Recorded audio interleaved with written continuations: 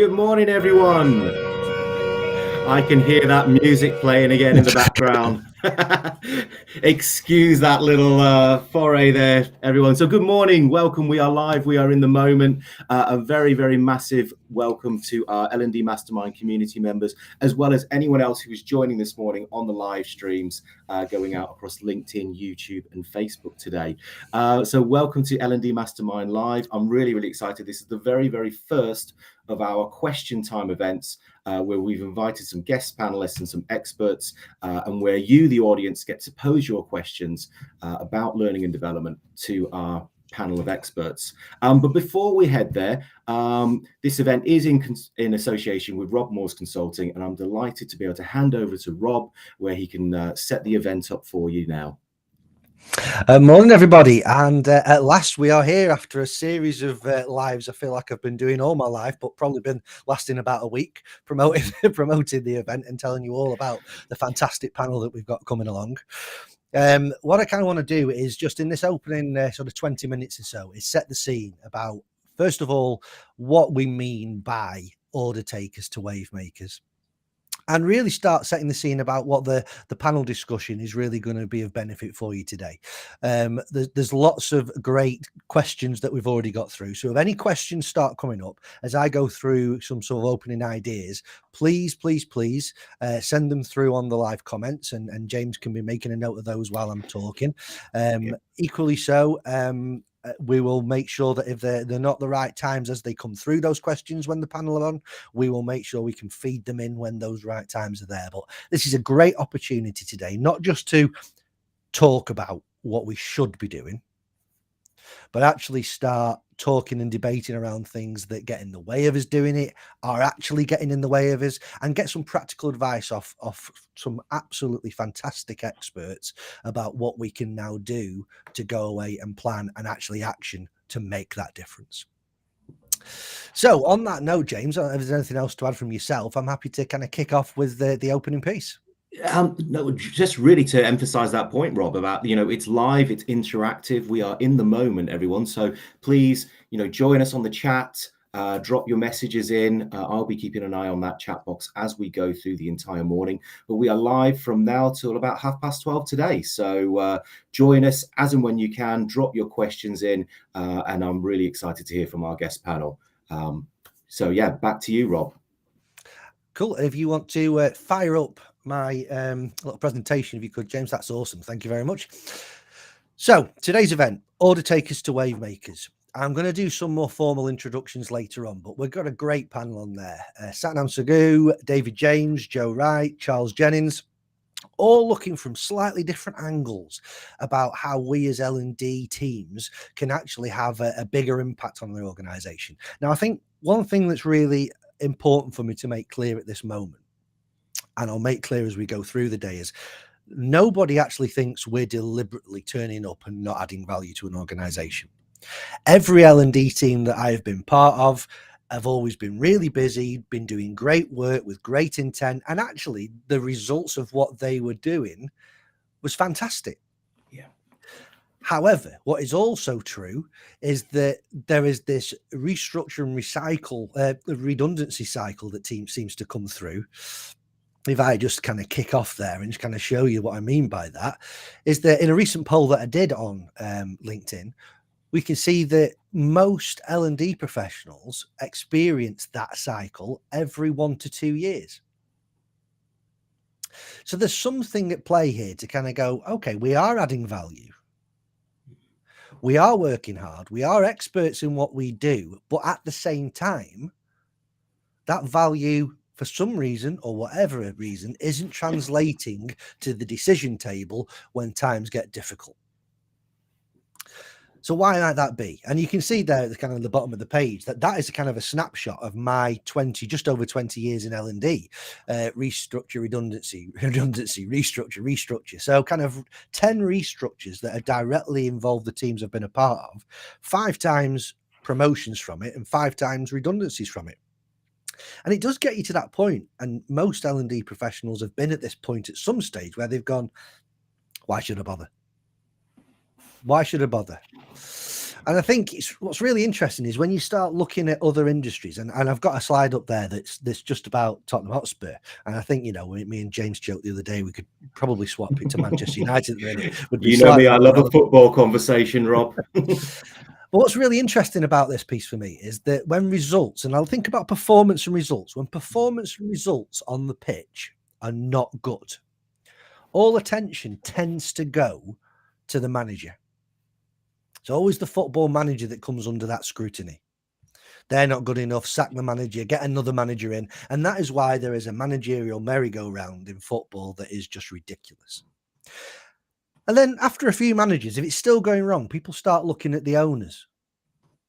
Are the owners running the club right? Are they choosing the right managers? And then after a couple of cycles of that, we start looking at the players and going, hang on a minute, is it the players that keep getting these managers sacked? Are they putting the effort in that they should be doing? It's only at the end of that see the coaches and the trainers of those players, the behind the scenes, actually start coming under some sort of scrutiny. And I think that's a really important point to sort of reflect on for a moment. Every single one of us in the roles and organizations and departments that we're in, why is it that the coaches and the trainers within those football teams don't come under immediate scrutiny when performance and results aren't as they should be? I'm just going to give you a moment, just 10, 20 seconds or so, just of silence, just to have a think about that yourself. Why is that?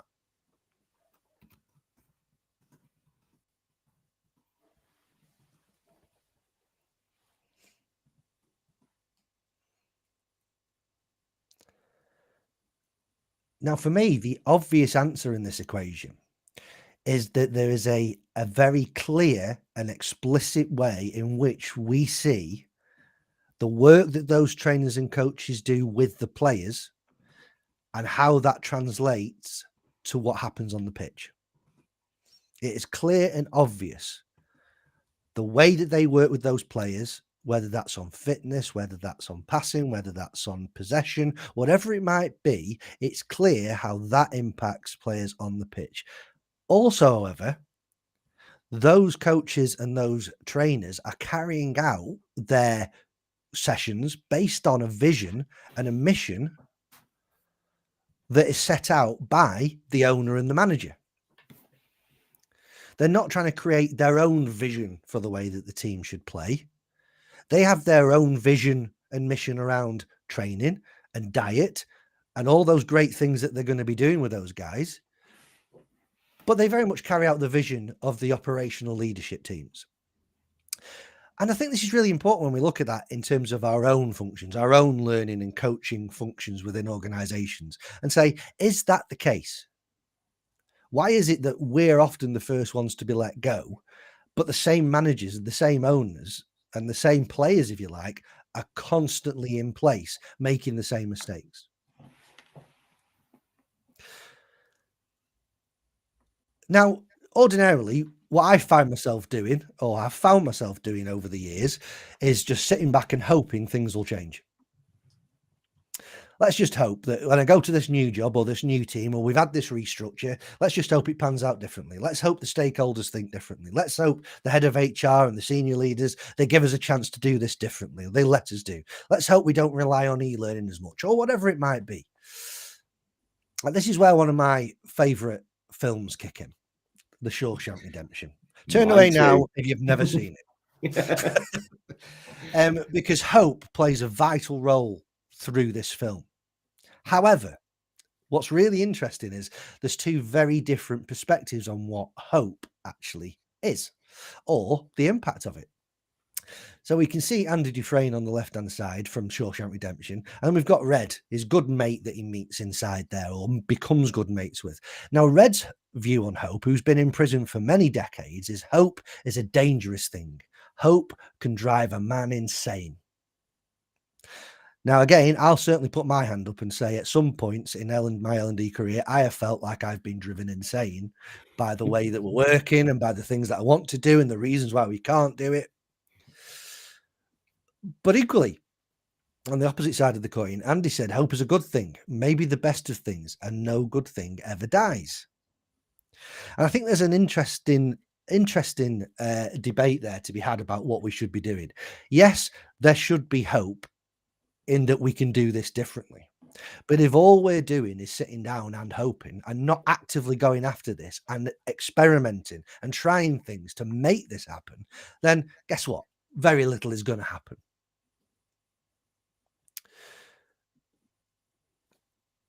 And over the last 2 or 3 years, what's really, really been interesting is that people have become more and more important than they've ever been in business. You know, things that we said we'd never be able to do, like let people work from home and trust them to work from home and give them the flexibility to work. I mean, I used to work at places like Sky and TalkTalk, and the idea of first line agents being able to work from home, taking customer calls, it would just never happen. It was never entertained. But now it's what we do. But the well-being of our people has never been more important. The mental health of our people has never been more important. Diversity and inclusion is at an all-time high when it comes to actually companies trying to invest in this type of stuff. However, at the same time, over those 2 or 3 years, people functions were still being let go. Now, again, what can we think and what can we make of that? My reflection on this, when I decided whether to just give up in L&D or go after it, was there's no smoke without fire.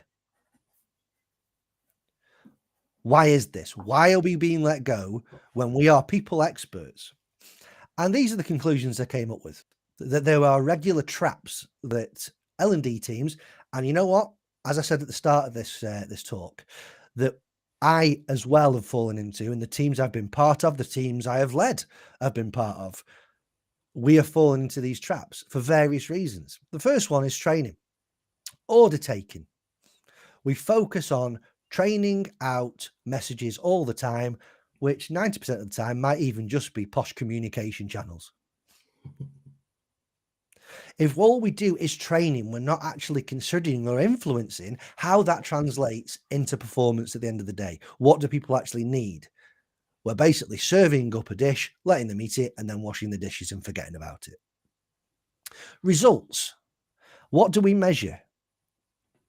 Now, I'm not one of those people that says we shouldn't measure how many courses are on the LMS, or we shouldn't measure how happy people are after a session and how confident they are. I think these are important guidelines and measures for ourselves. However, as I'm sure we'll talk about during the day, the CEO probably doesn't care about any of them. So what do they care about? What are the actual business metrics that are important to them? And how does our work contribute directly or indirectly to them? That's what we need to be focusing on. Analysis. We love a good analysis, whether it's a training needs analysis or a learning needs analysis or a good survey, whatever it might be. Now, here's the trap that we fall into. If you ask people what training they want, they are restricted into telling you what training they want. Sounds simple, but they are. Well, if you ask me what training I want CIPD. I'd love to be trained on this system. I want this, that, and the other, whatever it might be. It's sorry to cut across you, Rob, but it's the old famous Henry Ford one, isn't it? If I asked my customers what they wanted, they'd say a faster horse, please. Exactly that. Yeah. Exactly that. And learning is the same. You know, you are doing a learning needs analysis. What would you like to learn? Well, you know, show me the menu and I'll choose from it. Imagine if you start asking things like, okay, give me a score out of 10 in terms of how much you trust your manager. Now, that's a question I'm sure the CEO would be interested in seeing the answers to. Give me an example of one thing your leader could do to help your performance improve. Give me 3 examples of things that are currently blocking your performance and stopping you doing the best you can do every day. And the answers to these things might not be things or solutions that L&D can put in place, but it shows a real link to what we're trying to achieve. Prioritization. I love this one because it's my dad is bigger than your dad. How often do we choose what we work on based on who shouts the loudest, what the head of HR tells us to do, or the CEO comes in and says, let's work on that one because that's the order of the day. In the meanwhile, fires are burning everywhere. Inductions are out of date. No one can use systems, but the head of sales wanted that, so it's all good. we need to think of a better way to doing it. And here's the challenge I would set to everyone in L&D is really consider and challenge back on whose priorities these actually are.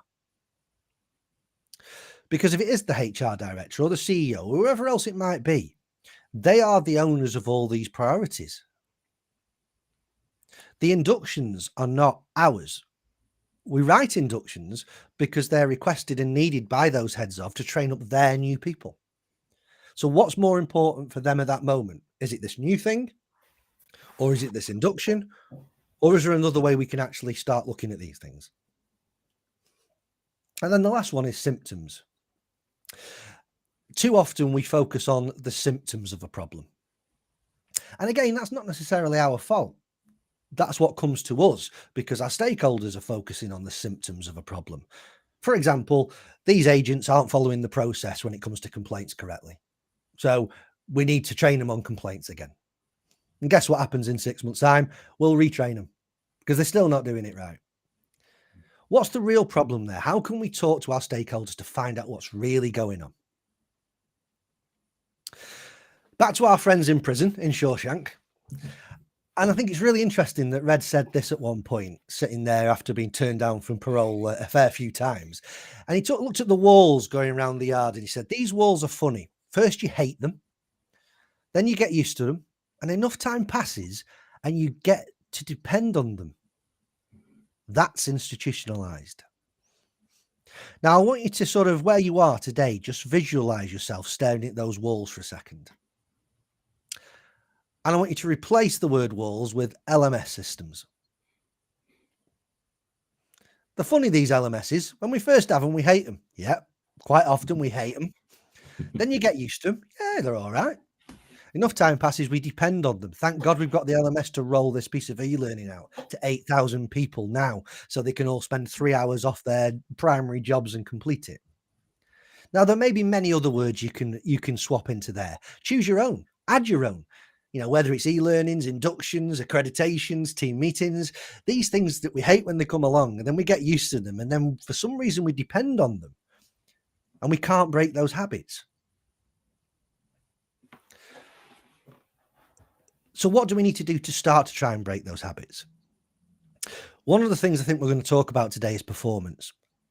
And I want you to just write down next to you at this moment how you define performance. How would you define it? How would you measure it?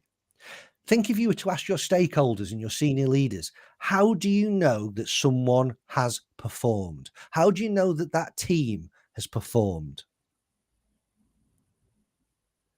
Write down your definitions to that. Well, what's interesting is it tends to be that we start tying it into the results. It tends to be very difficult to define without saying a target, a result has been reached, a metric has been hit, whatever it might be. So here's a question I want you to think about during the course of today. And that is it possible to perform and not get the result? Is it possible to perform and not get the result?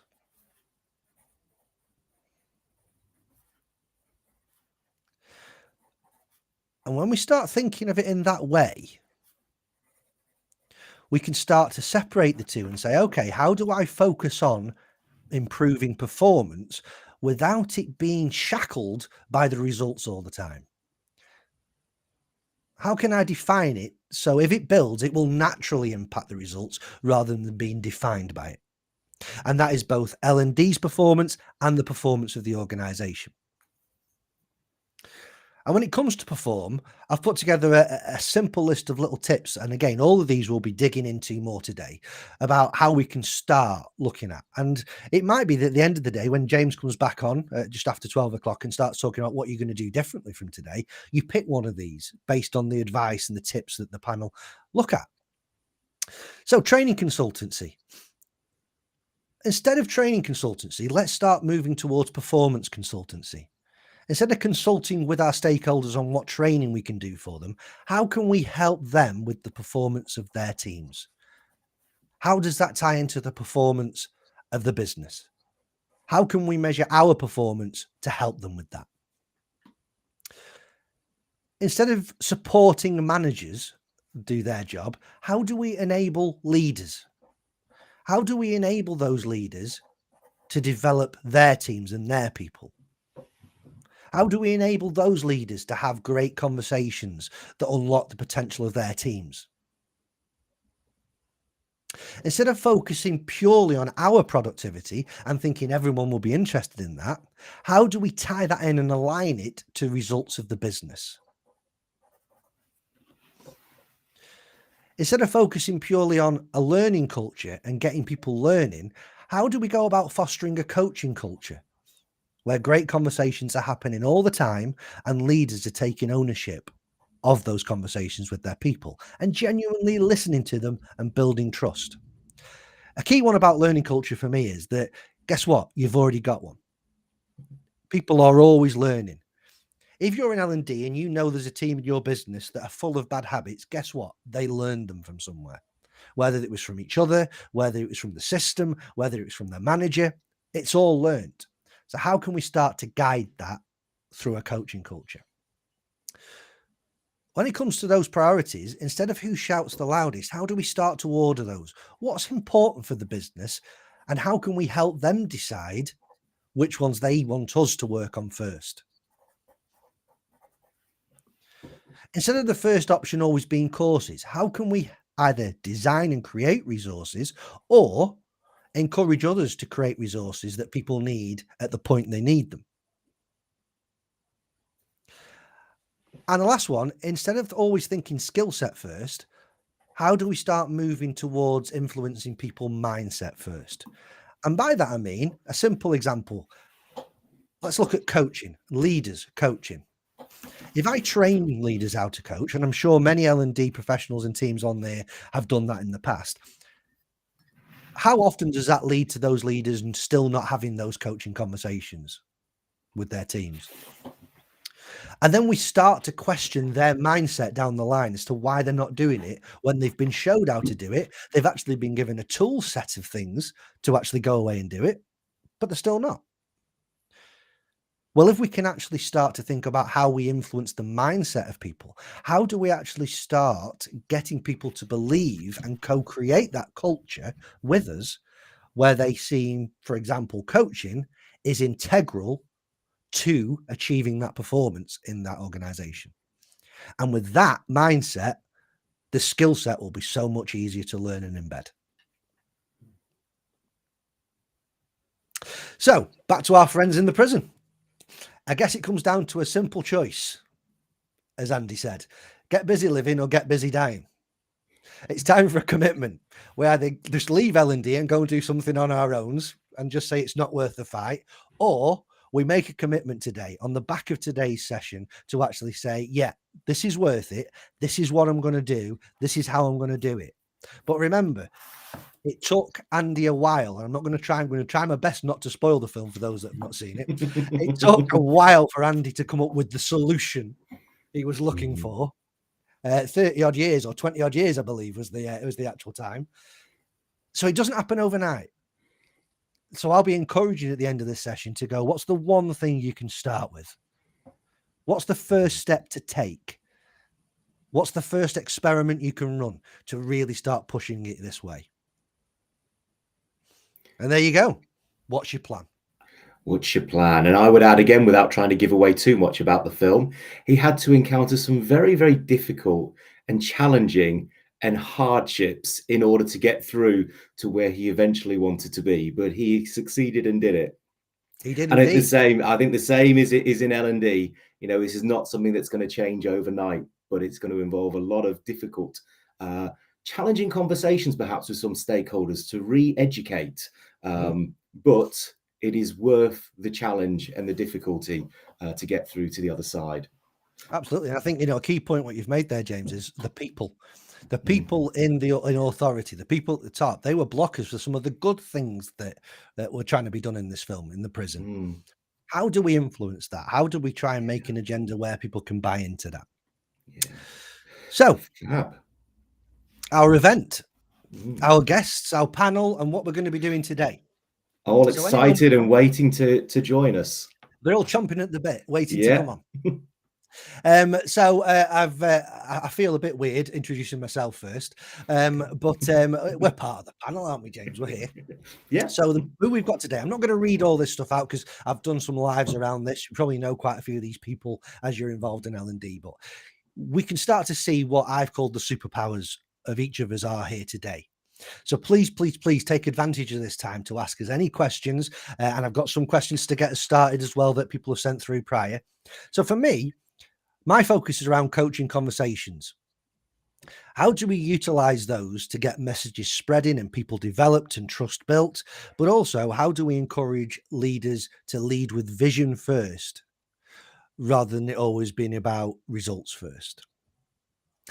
And I think this is an important lesson, not just for those leaders that we talk about external to us.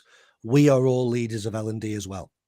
Whether you've got it in your title or not, you are an L&D leader because you are a role model for it in that organization. So how do we lead with our vision and connect it to the company vision? We've all got my my pal James here as well. So James is a kind of key way of thinking around these things is around community and compassionate leadership, which he'll talk about a little bit more later on. Community is no surprise because that's what the L&D community is, the L&D Mastermind community. But compassionate leadership, why is that important? Caring about our people, having great conversations with our people, why is that important to actually get performance moving in the right way? But more importantly, why is it important for L&D? I was going to say, Rob, don't get me started on compassionate leadership. I could spend the entire day talking on that alone. Well, we probably will do. We've also got Satnam Sagoo joining us. I'm really excited about Satnam coming along. She is the Associate Chief People Officer at Imperial College Healthcare and formerly Director of Learning at the British Red Cross. And what is always vital, I feel, on these types of events is having someone who has really walked that front line. So worked in these environments, had these challenges, and still having these challenges today, but also particularly with Satnam in some organizations where, you know what, the priority really isn't about a training course or a piece of e-learning. Priorities of the NHS and the British Red Cross are very profound and powerful. So how do we actually get about doing the things we need to do in an L&D perspective to contribute towards those things and not taking people away from the vital work that they're doing? Can't wait for Satnam to talk about that. Fab. David, we've got David James on today. Now, David, you'll probably all know most from the host of the Learning Development podcast. He's also the CLO of Loop. Superpower-wise, learning in the flow of work. This is something that James talks about a lot. How do we actually stop this motion that we tend to have of putting a fork in the road, taking people away from their jobs to a learning event, and then putting them back and hoping it'll all just land? How can we give them what they need when they need it at that point of need?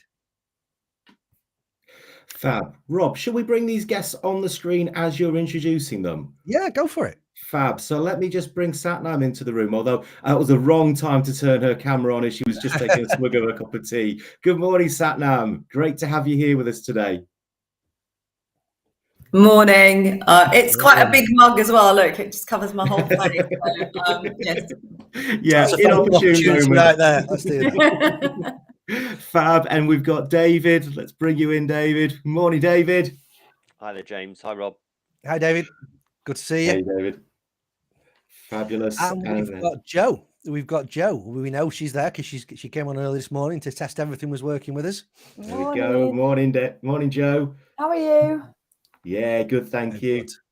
Now, I think what's really important about Joe, forget the fact that she is CEO of Coaching Culture. It's that last piece around being a model for the LPI calendar next year.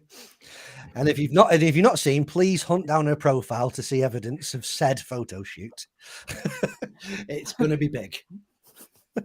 Thanks for that, Rob. Thank you. Anytime. Of all the things I might be known for, that's it. Princess Leia of Star Wars is the new me. This time next year, that's what you'll be known for. But coaching conversations and building trust, with Joe, trust is the most important thing in an organization. How do we build relationships? How do we build that trust and stop viewing it as this paper thin thing that we mustn't break? How do we start building it up and making it more resilient? And then last but certainly not least is Charles Jennings. If we bring him on, there we go. Hi, Charles. Good morning, everybody. So 70, 20, 10 fame, Charles. And I guess, what's really important here about Charles is that this isn't just about how we go about theoretically putting great learning into place and start translating that into performance. 70, 20, 10 is a framework by which we actually start looking at the elements that are required to do that successfully. And I think part of today will be, sometimes it's not even about the numbers. It's about the process, the roles, the people that are going to be involved and the challenges within. So there we have it. That's our panel. Fabulous. Thank you to all of our panelists for joining us today. We really, really appreciate you joining us and being part of our guest expert panel. Now, on my screen has gone completely black, but I hope you guys can see me. The joys of technology, eh? That's it. I'm hoping that maybe when we remove the slides from the screen, fabulous. Nope, I still can't see myself, but hey, I'll just be the voice in the background. There you go. Technology, brilliant. No, so long as you can see everyone, Rob, and yeah, I don't know why that's happened, but hey, the joys of technology, everyone. So brilliant. Thank you so much for joining us to our panel. And just a reminder to everyone who is live with us right now, put your comments out there, anything in the chat box. I'll be keeping an eye on Facebook, on LinkedIn. So any questions that you have for our panel, please feel free to send those in and we will ask our panel your questions. This is a live event, so join us and interact with us as we go. But back over to you, Rob. Cool. Well, I'll get the ball rolling and choose the first victim. Everyone's sitting there now going, is it going to be me? What's he going to say? And I'm going to go straight to David. Hi, David. Hi, Rob. So the question I've got for you is it time to rename L&D to performance and development? And would that make any difference? Look, I'll put my cards on the table. I think that that learning is a massive misnomer here, and I think that there are plenty of people who've never worked in learning and development who think that our job is learning, and it's not. I think that from the conversations, the meaningful conversations I've ever had in any of the organizations I've worked in doing learning and development, those leaders and stakeholders who really wanted to see change didn't talk to me about learning. They talked to me about helping prepare people to do something differently. So it was about doing. Now, what you mentioned earlier about performance, you had your definition of performance. And I make a distinction between performance and results. Performance for me is how people do the work. And you could do enough of the right stuff without getting meaningful results every single day. But by doing enough of the right stuff, you are recognized by your organization for doing that.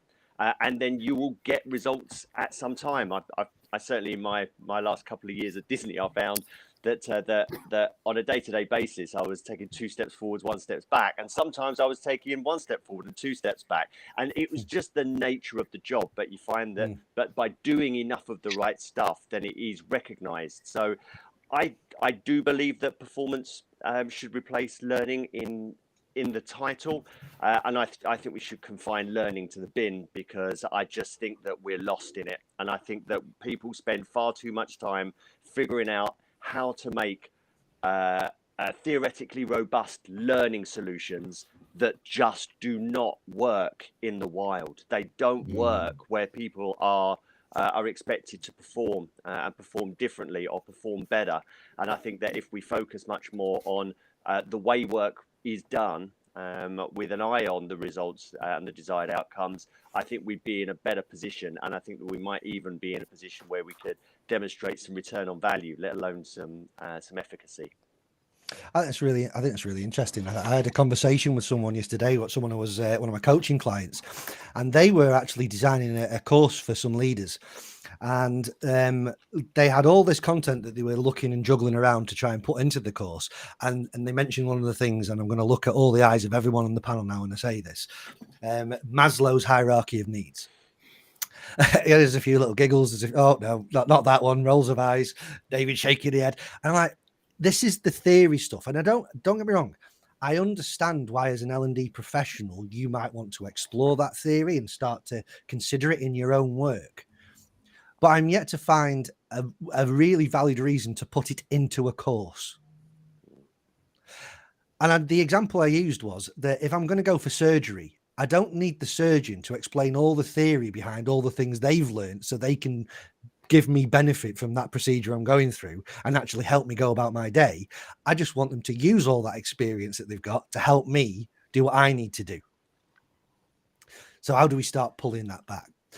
So I think it's quite interesting because I think it was on the podcast episode that I did with yourself, David, or it might have been with Nick Shackleton-Jones or both, that we talk about why do we even call them learners? They're not learners, they're people.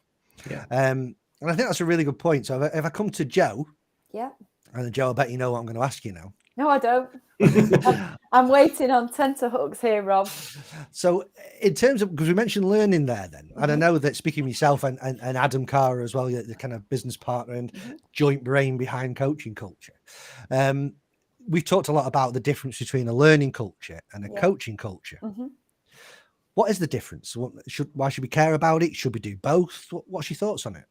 So obviously I talk a lot more about a coaching culture, and I'm really happy to share our definition, which is and it's already been touched on in your introduction, although I was anxious to know what the F was when you were going for a from and a to learning culture. I was thinking, what is this F? What could it be? And it changed various occasions. I like the coaching culture in there. So our definition is a coaching culture is a place where authentic leaders and managers help people to grow, thrive and perform through effective conversations, honest feedback underpinned by trust.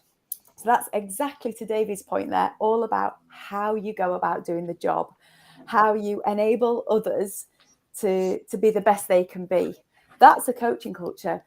And don't get me wrong, in terms of a learning culture, I've not exactly found the perfect definition of what that is, apart from organizations are encouraging learning to happen, but through training courses, expecting people to change on the back of going on a day's course and saying these are the values that we will adopt in the business. And I think fundamentally it's about a coaching culture focusing on mindset and behaviors, the how, and a learning culture being a little bit more on the skills and the knowledge. And to your point earlier, Rob, the skills bit can often be the easier bit.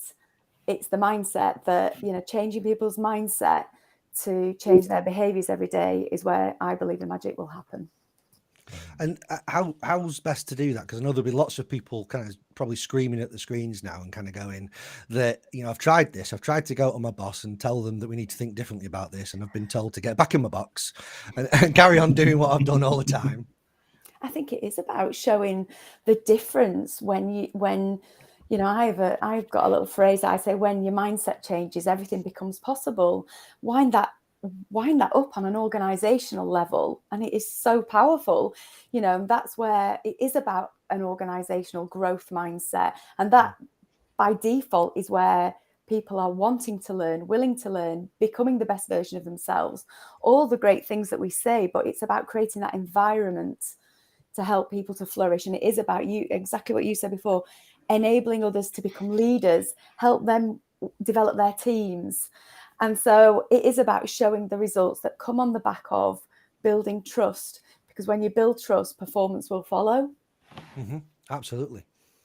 Charles, if we kind of look at that then, and look at that as a whole process. So 70-20-10 has been around a while, and quite often I find myself having to talk to people around just forget the numbers. Yeah. Because people tend to just want to argue about the numbers rather than do any work to actually implement the way of doing it. But roughly speaking, and again, with you, I feel pressure in getting this right now. I should just let you explain it. But the 10%, obviously, the 10% is around the formal stuff. So the formal stuff that L&D teams are notoriously good at providing. So whether that's courses, whether that's videos, going and reading a book about it, and e-learning, all those sort of things. The 20% is more about that socialization of that learning. So whether that's forums, comparing mistakes, coaching, networking, mentoring, all those great things that we can learn from each other as we're doing today. And then the 70, the big part of it, is learning through doing. Just learning through doing the job.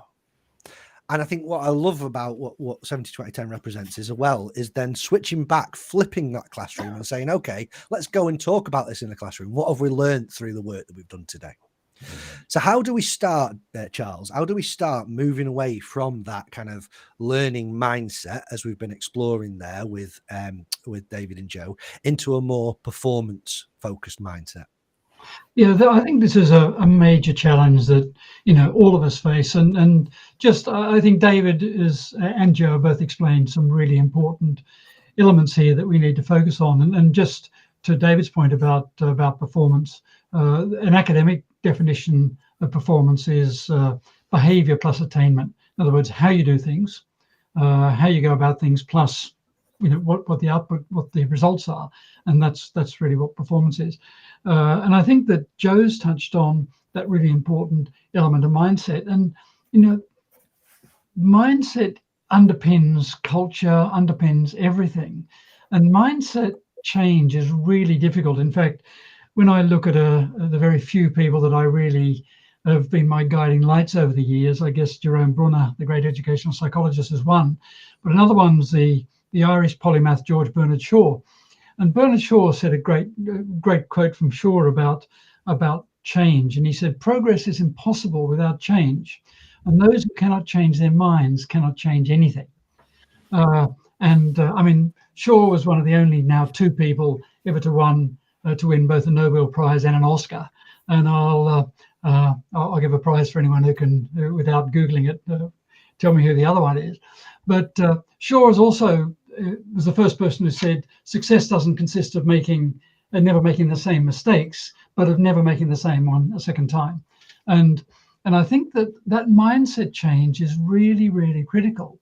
And it's if we're going to move, and to David's point, we're going to move from a learning mindset to a performance mindset.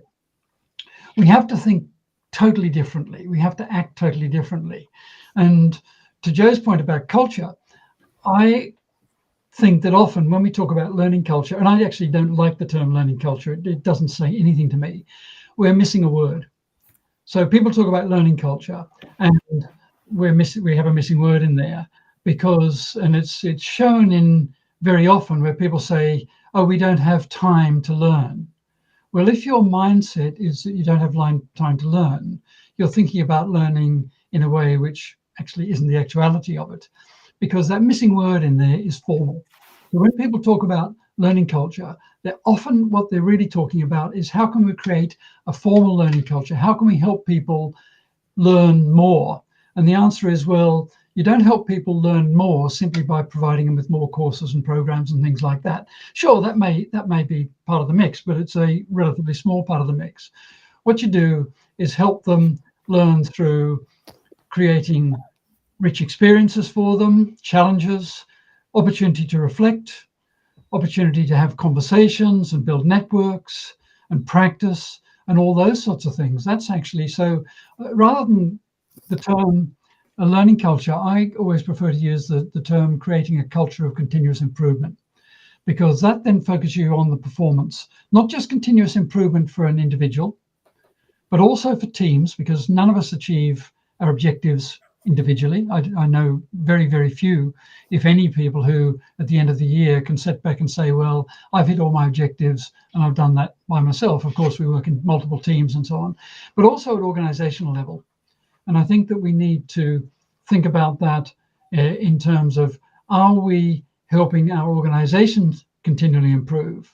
And 70-20-10, I always describe it, I say, forget about the numbers. I mean, the original research didn't even show 70-20-10. In fact, it was 16 categories, and it was highly complex. The academics that did the original work at the Centre for Creative Leadership back in the 80s.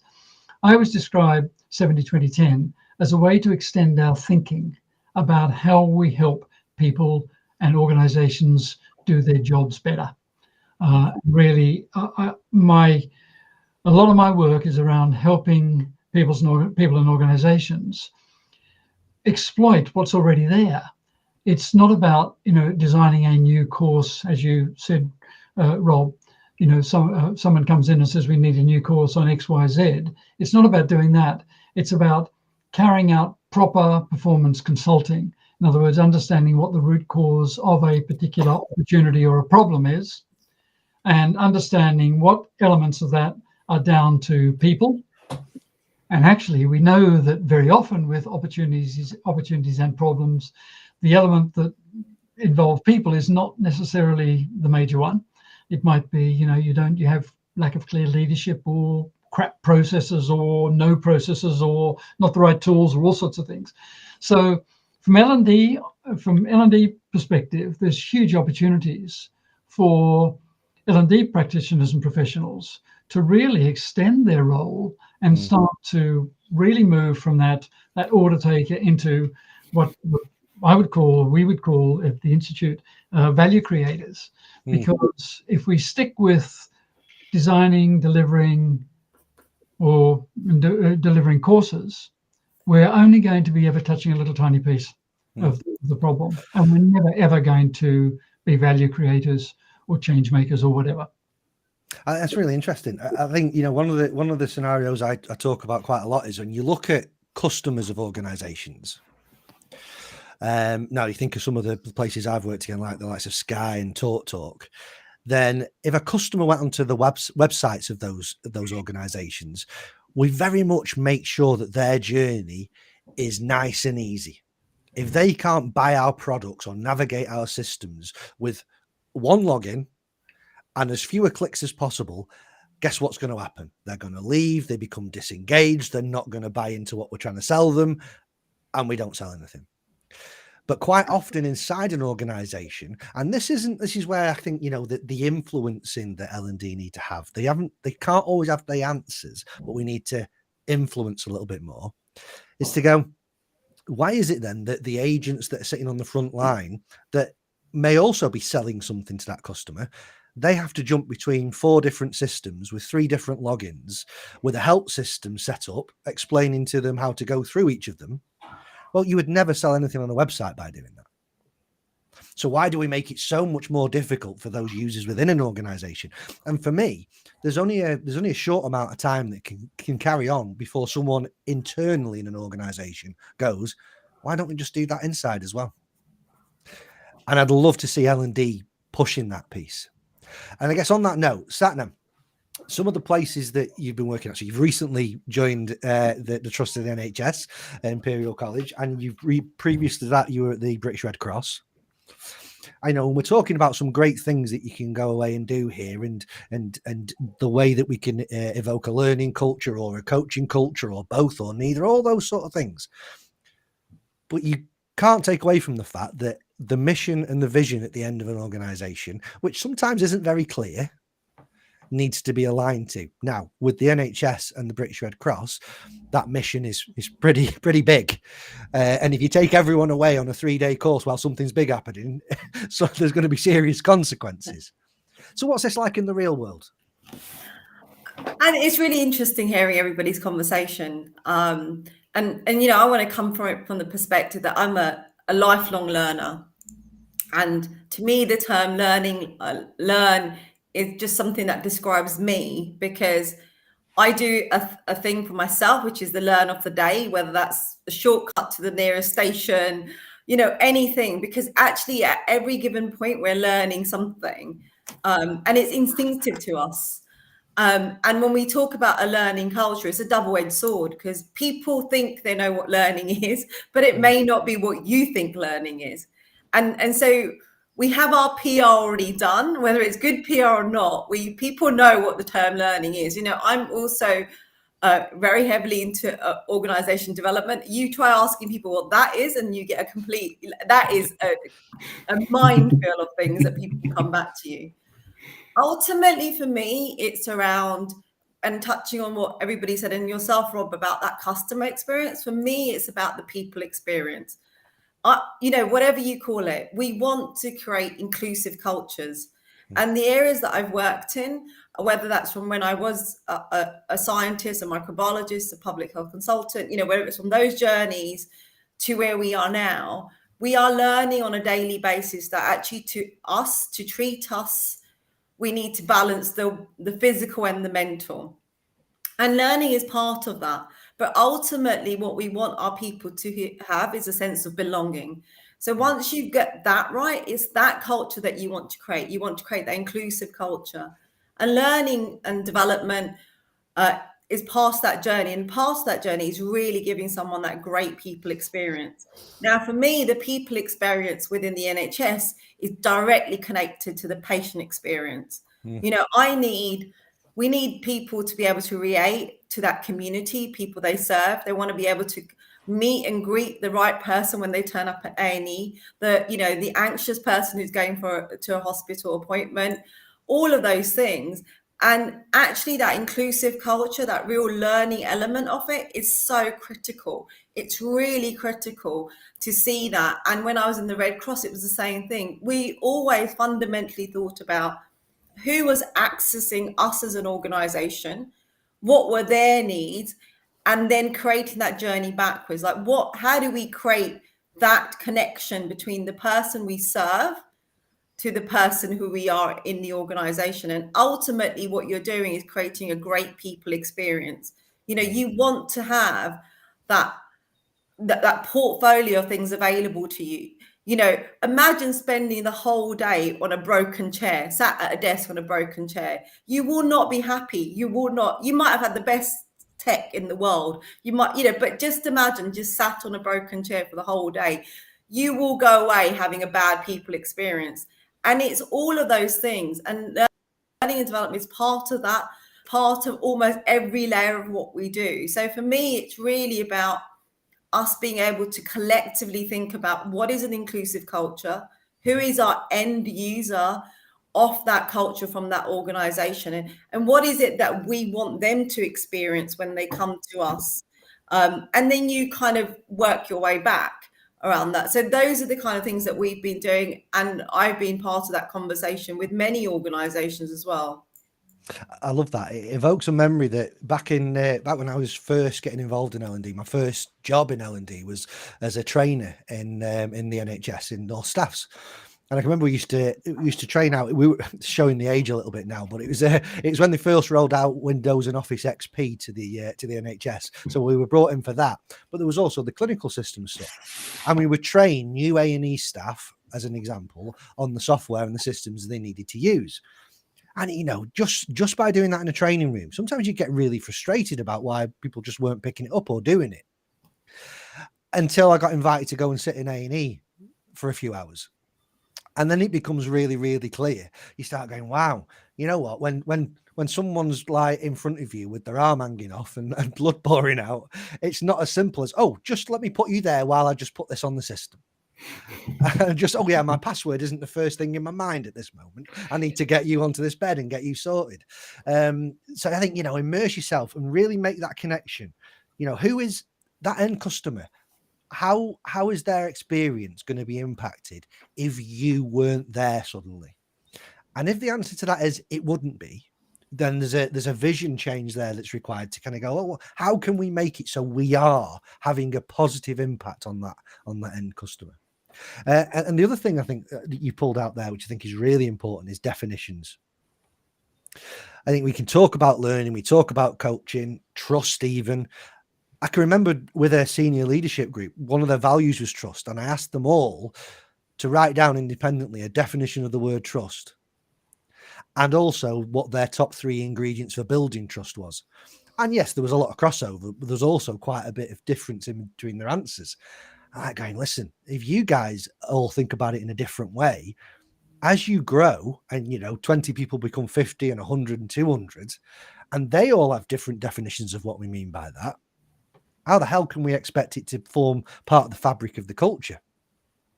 And then one of the guys actually said to me, well, do we really need it? Can we just get rid of that one? So you tell me, it's one of your values. Why do you want to get rid of it then? So really define it. Interesting. We've got a question coming. I was going to say we've got a question that's come through, Rob.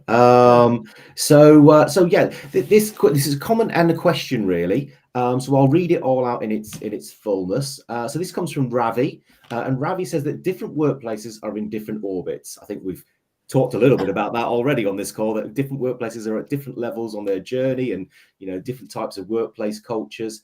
But Ravi says some workplaces are in a learning culture, some others are in a coaching culture, and that he feels that workplaces that have yet to establish a learning culture cannot jump straight away to a coaching culture. Is this a step-by-step journey? So your observations on whether a company or an organization that has no I guess that it is light years away from some of the stuff that we're talking about today, can they jump straight into a coaching culture, or is it a step-by-step journey? And I guess should we head to Joe first with that one, Rob? Do you think? Well, no, I was immediately thinking of Joe because I was thinking about the framework to get to a coaching culture. Yeah, absolutely. And do you know what? I don't disagree with Ravi on that point at all. I think, when we talk to organizations, they're already somewhere on that journey of, having, whether we're calling it a learning culture.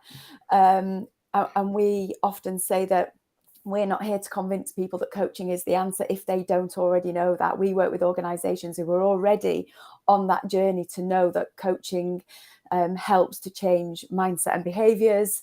But whereas if you're not even thinking about skills and knowledge, as part of a learning culture, then yeah, I think it is a step-by-step approach. And you are right. I have a cheeky little framework in front of me, how to build a coaching culture. And we've got a 7-step framework to that. About being able to visualize what that could look like and the benefits of it and how to go about achieving it. So Ravi, I do agree. I think it is a step-by-step approach, but nonetheless, it is about making that start as well, making that step forward to start thinking about how can we create those environments for people to think differently? How can we help them to develop in their own job through great conversations with the people around them? Fab. That's brilliant. Thanks, Joe. And should we bring in some more of our experts, Rob? Yeah, I mean, I was naturally thinking then about David, because obviously you talk a lot about learning the flow of work and linking into that performance element. To what degree do we get caught up talking about learning and coaching cultures? And again, maybe theorizing to a certain degree, what, instead of actually making some practical steps to make that change, and what might those practical steps first be? Yeah, so I think that first of all, I'll state that I will only talk about my experience, which is clearly going to be different from everybody else's. I've never worked in an organization that would tolerate the language of building a learning culture or a coaching culture. People would think that Disney's a soft place, or and they'll be open-minded to experiment towards this. But when I was there, they were going through a culture change. They were split away from. So I worked in the European head office. They were making a conscious split from being so aligned to the US and becoming an entity in itself. And so the culture was becoming one of autonomy, of standing up for what we were. And if I'd had said to the Argentinian president of Europe that we wanted a learning culture, a coaching culture, I don't think I'd have stayed in my job. He would have told me that he was really clear on the culture that he was seeking to develop. So I think that in my, and that would have been the same at NatWest, that would have been the same at Lloyd's. I think that, so again, talking from my experience, I saw my role in helping the organization to achieve what the leaders had set out that we were there to achieve from a strategic perspective, as much as I possibly could, but it was much more tactical and operational, if I was absolutely honest. But it was but big nonetheless, whether it was helping to merge entire functions, whether it was seeking to equip entire countries to be able to evolve and do work differently to achieve different ends. And so I saw my role in as understanding that as much as I possibly could, and then supporting the organization to help achieve that. I wasn't trying to change the culture. I was there to help the leaders to translate what they were trying to do and do that.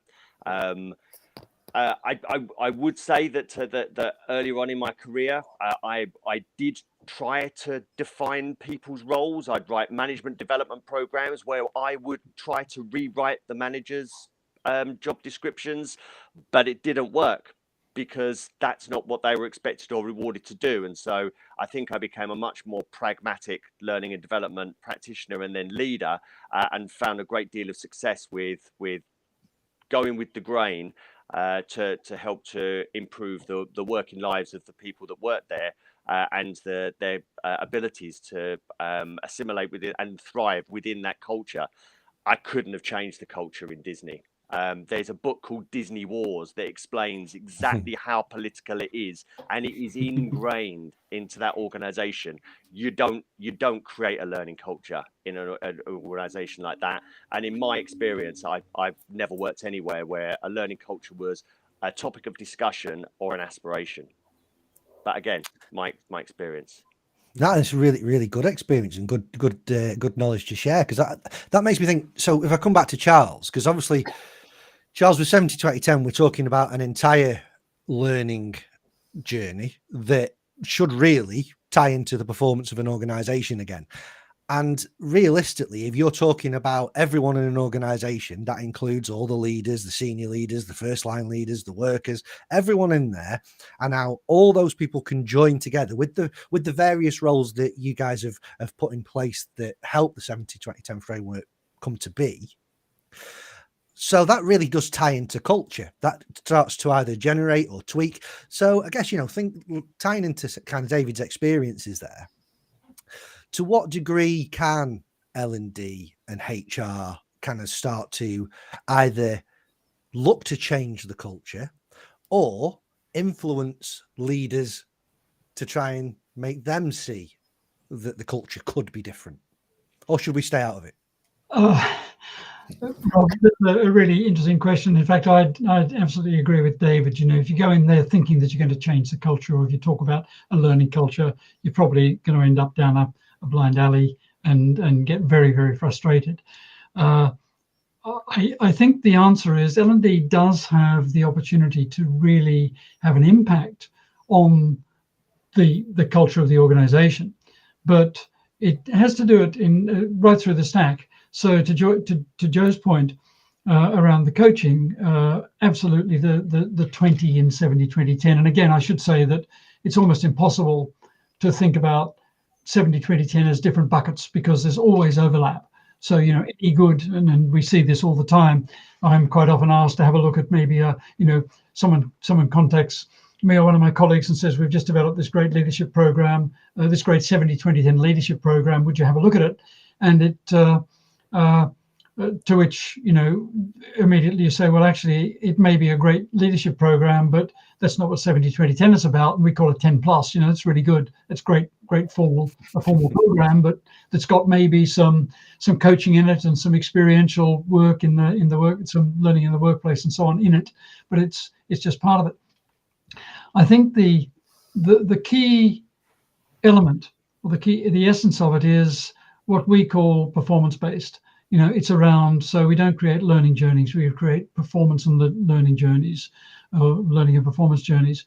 We're thinking all the time about how we're thinking starting at the result stage. So again, rather than thinking about, and maybe I'm going down off on a sort of a tangent here, But rather than thinking about how can we build competencies in this organization, we think about how are we going to improve results in this organization.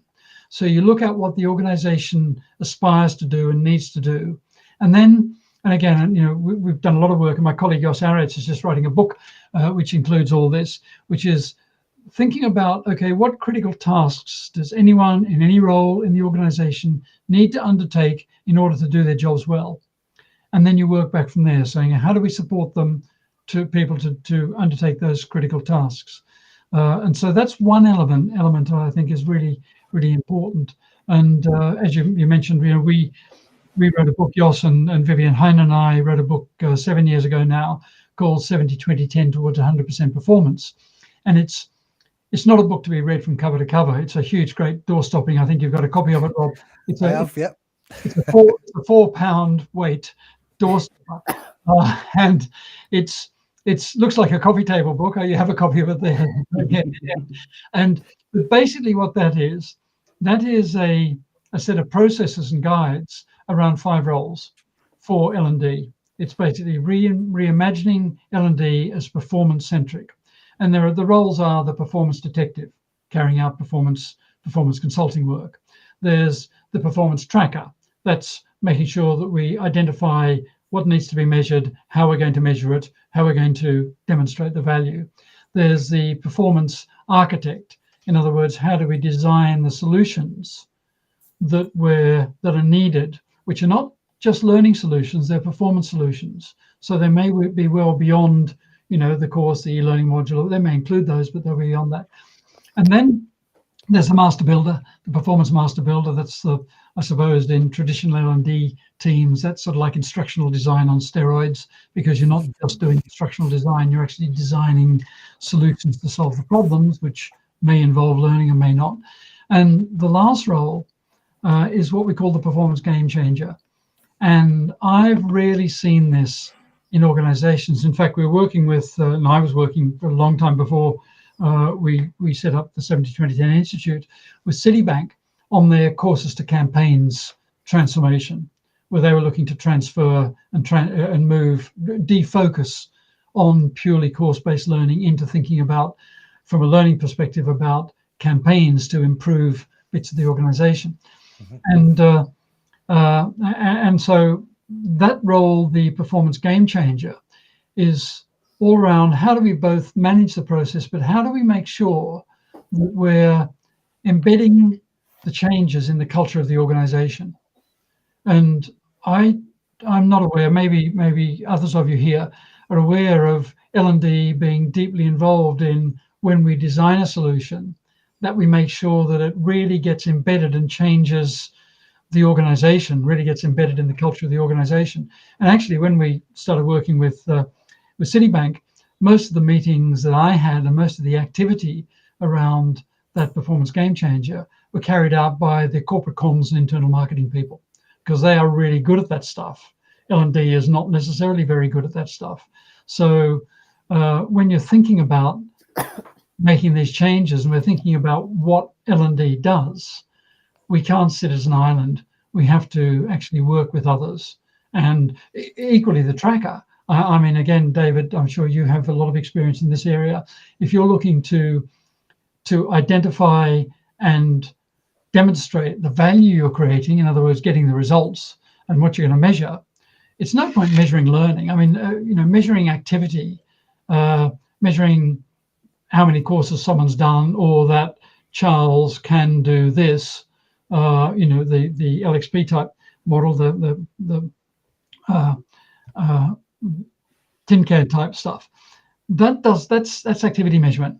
What you're looking for is to measure outputs. And again, in my experience, the people who really do that are often, maybe the finance person in that bit of the organization who works with the senior leadership team, who are already collecting data. And you need to understand what data is meaningful for them. So the tracker does that sort of work. So it's a totally different, I guess, not totally different, but different in many ways, way of thinking about learning, which is why we call it's performance-based learning. I really like the 70-20-10 framework for that reason, that it doesn't say you need to have these roles with these names and you need to rename them all within L&D. It says these are tasks that need to be done by somebody somewhere coming together. And I guess, you know, my thinking about that is that, you know, one of the analogies I use is it's L&D starting to think a little bit less like a pharmacy and more like a GP. That, you know, we've not just got a wall of medication that you can come to us and say, right, have you got anything for that? Yeah, you go. There's an e-learning. Take 2 a day, and hopefully something happen tomorrow for you. It's more if you go to the GP quite often. Well, based on some GPs I've seen over the last few years, Google it before they tell you anything. But anyway, that aside, they might actually start going, okay, well, I'm not an expert in this, so therefore I'm going to refer you. But they're actually going to start asking you questions, not just about the first symptom that comes up or what you say is wrong with you. They're going to ask about when that happens, what context is that in? Is there anything else going on? And if they might send you back to the pharmacist with a prescription. They might also go, we need to investigate this further. And I'm not the person that needs to investigate it because I don't have that answer or that skill set. And I think, you know, in that framework, it might be that, like you said, comms are the right people to do that. Leaders are the right people to do this. Senior leaders might be the people to do that. HR and so on and so on. So I kind of come back to Satnam and think from a cultural point of view, how's that worked in the organizations that you've been part of in British Red Cross again, and obviously kind of new in the NHS? And, you know, does that actually start to influence the culture? It might not be as David was saying, you're not going in with an agenda to create a learning culture or even a coaching culture, but what you are doing is potentially influencing the culture by having different roles do different things, not just within L&D. Yeah, I think it's really interesting because you get lots of people, and you know, for goodness sakes, I think the world has a change culture. Let's just put it that way, because all of us, there isn't an organization we've not been to that's going for a change or go for a change, and lots is invested in a change program. When you sit down with a leader and you kind of go, you know, why are you doing this? There's sometimes real rationale, there's performance, there's efficiency, there's the sector I've worked in is all about delivering, you know, more for less because, you know, our budgets are tight, all of those things. But if you were to pinpoint why they were doing this specific thing, nobody has got to that point where they can pinpoint it. And, you know, they want to create a culture.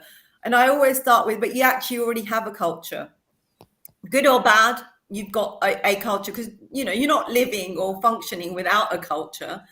And I think it's really great to take your senior leaders through what they think good looks like and what it feels like. You know, walk me through your office, walk me through your customer journey, walk me through what a person turning up to work today feels like. And it's really that you have to navigate. It's really that journey to kind of go.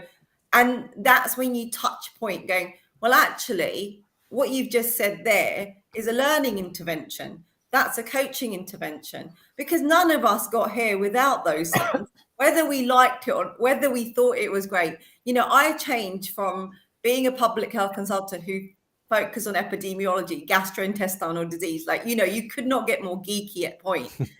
And I moved over to learning and development, and pretty much commercial learning and development in the health sector. But because someone said, I think you can do this and I will help you. They didn't use the word coach. They didn't use the word, you know, I'm going to train you. They went, I will help you. And what they did was coach me, because that's what it was about. It was coaching me to kind of understand that different narrative.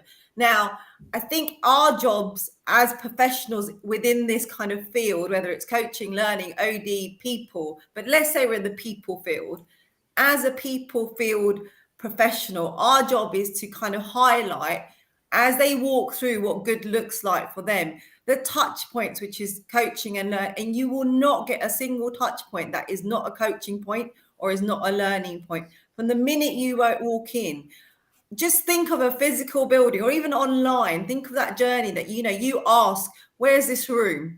someone's going to teach you that where that room is. Someone's going to give you a direction. There's going to be signposts. That's learning. Someone's going to meet you at some point and they're going to do. And as people professionals, one of the things that I really strongly have stolen from when my work in the Red Cross is recognizing when it is our time to lead, when it is our time to advocate, and when it is our time to champion. It's recognizing that we cannot always be the leader. At points, we are going to have to step back and champion someone else like comms or our finance people, because they are going to do that. And at times, we have to advocate the IT system, because that is how people are going to access their first point of learning. And there are going to be times when we lead the organization. So it's sharing that people profession and really understanding that every element of what we do in a day is our work. There is a touch point from everything that we do. And it's taking that journey and making your leaders see that vision, that really sort of signposts them through. Now, you know, setting up, and you know how I'm really passionate about inclusion and diversity. It's a real thing for me, because I think belonging is so true. We wouldn't stay in organizations if we didn't feel we belonged. Now, you know, we've all got that bad experience of the multi-faith room being in a basement somewhere and all of those things. Now, that's what you have to navigate. You have to navigate what those things look like, and what is your role as the people profession in supporting that, to understand that individual's need versus the mass needs. And so for me, it really is those, you know, giving up the kind of almost that status, but just saying, I'm going to advocate something else because it helps the learning experience, or it helps that coaching journey as well. And it's just really, as I said, it's that lead, champion, advocate. Those are critical for us as professionals, and to shine the light for our leaders to really kind of go, actually, sometimes I'm going to be there to just give you great signposting, because that's all your organization needs right now. It just needs to know that this is in the basement, or this is on the 7th floor, you know, or this is in this file. And that's okay. Don't shy away from, like, just because someone's asked you to do a teaching moment, it's not a terrible task you've been asked to do.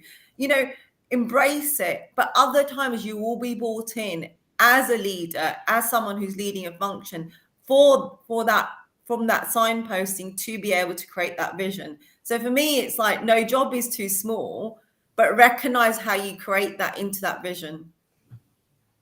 Yeah, really, really, really interesting, because I think, you know, some of the things you said there, there's certain buzzwords that go around culture, and the L&D quite often drive through the courses that they deliver. Things like coaching, things like feedback, things like emotional intelligence, all those sort of things. And coming back to one of your answers earlier on, Satnam, around having a joint definition of these things. That I know, again, through the places that I've worked, if somebody was told they were having a coaching session, they would be fearful of it, because to them, what that meant was, I'm about to get a rollicking for my stats last week. That's why I'm being brought into this. Oh, can I give you some feedback? Uh-oh, what have I done wrong right now? So I think, you know, sometimes if you're in those sort of cultures, either spending the time to get in a shared definition of those things, but even before that, just stop using them. You just have a chat with someone. You don't even say, can we go and have a conversation? Just start talking and listening. If it's feedback you've got, just say what it is. Congratulate someone on doing something, or help someone. Can I just give you something to help you there that I think could have been really good? Instead of saying, can I give you some feedback? James, if it just kind of come to yourself, because I know you talk a lot about compassionate leadership. Yeah, and I was going to say, you know, one of my big phrases is stop using the word feedback. The minute you say the word feedback, everybody's walls come up and they go, oh, I'm not listening to that. So actually, as you said, my advice always with people who are managers and are leaders is to say to their people, can I help you with that? What support can I provide you with that? Can I give you a different perspective on that? Rather than saying, I've got some feedback for you on that. So absolutely, Rob, I think, you know, you're right. It's about creating those spaces where people feel comfortable, but also we can have that radical candor at the same time and be open and honest with people, and create a space where that honesty is allowed. And that is part of compassionate leadership, what compassionate leadership is all about. So I'm going to ask you on that one, because this is there's been times when people have said radical candor, and every time someone says, what do you mean by that? What do I mean radical candor? What do I mean by radical candor? I mean honesty, transparency, calling a spade a spade. And I think that people need that, but it's about the way that message is delivered. And that's where the compassionate side of it comes about, because I'm not giving you this, again, not to use that word feedback, but I'm not giving you this feedback to beat you over the head with a stick. I'm not giving you this feedback to show off how much cleverer than you I am, or that, you know, I'm right and you're wrong. I'm giving you this feedback because I genuinely care about you. I want you to thrive in your career. I want you to do well. I want you to achieve that goal, that objective. I want you to achieve those results and be the best that you can possibly be. And that's why I'm being candid with you. And I'm saying that at this moment, you know, what is the, and it comes back really to having that coaching conversation that we talked so much about already, you know, and saying to people, so what is it you're trying to achieve? Where are you currently? What is it we need to do to get you to where you need to be? And having those conversations with people. But before I kind of move on, there was a couple of things that I just wanted to pick out from what was being said, Rob. I also have another question that was sent in to me over LinkedIn. And then the other thing that's going on in my head, see, Rob's used to me, guys. My head is just like booming with different things going on all the time. It's lots of stuff spinning. I know you said you wanted to do a short break at some point. Yep. So don't forget that as well, my friend. But before I move in and start talking to you loads about compassionate leadership, because as I say, I'm so passionate about this, I could talk about it all day. But before I move into that, Joe, you mentioned your 7-step framework. Is there somewhere people can get that? Indeed, yes, I can. However you want me to share access to that. I've got a flippable document that people can get access to. Happily, don't ask me to do anything technologically now. Please don't. No. I was going to say, is it on your website or something like that? Can we dive into your website to head there? Yeah, you can download it from the website. So that would be a great way of doing that. Yeah. Brilliant. And what's that website, Joe? www.coachingculture.com. Fabulous. Thank you so much. And then Charles, you mentioned your book. So where can people get that book if they want to find out more and read some more about your 5 roles within L&D, or 5 L&D roles? James, they can get a copy of the book from Amazon. It's a paperback. It's not a lovely full coloured job that Rob's got. We've actually run out of the English versions of that because it's published in Korean, English, and Dutch. But they can get it there, and also they can get other things from the Institute website, which is just 702010institute.com. So there's lots of papers. For example, I talked about Citibank, the case study around Citibank's courses to campaigns that Brian Murphy, who was the head of performance and learning at Citibank for EMEA at the time, and I wrote. So that paper's there. You can just download that. So that's 702010institute.com. 702010institute.com, and they can download it there. Fantastic. I'm thinking, James, maybe I could do a 70-20-10 Jackanory session, and I can just sit here in front of the camera, read sections at a time. What do you think, Charles? Yeah. Do you know what? That Korean version, though, so it's probably not that you've just given me a great idea for another L&D Mastermind event. Yeah, book time with L&D Mastermind. Yeah, where Rob reads us a story. Okay. So I reckon this is probably a really good moment just to take that break. So I reckon a 10-minute break, just more for us on the panel to go and grab a brew, toilet break, whatever we need. And I'm thinking when we come back, what I'd love to dig into a little bit more based on some of the things we've been talking about there is people versus performance, because I'm seeing, you know, what is the main agenda for us, what should be our motivation, but also what are the things that get in the way of this. And a number of questions I've had over the last week have all gone into one single bucket, which is what when my leader or a senior leader just doesn't want this, but I do. And then again, I think we'll sort of maybe go into the coaching culture framework a little bit there, Joe, because I know one of the first points of that is around getting senior leader buy-in. They've got to be with that behind this. So those are the things I think we'll explore when we come back, as well as some kind of tips on what are the first things we can do to start changing the way that we're viewed at work. So if we take a break there, and we'll start back at 11:10. They're 11:05 even. See you at 11:05. Brilliant. I will switch these cameras off. See you soon. And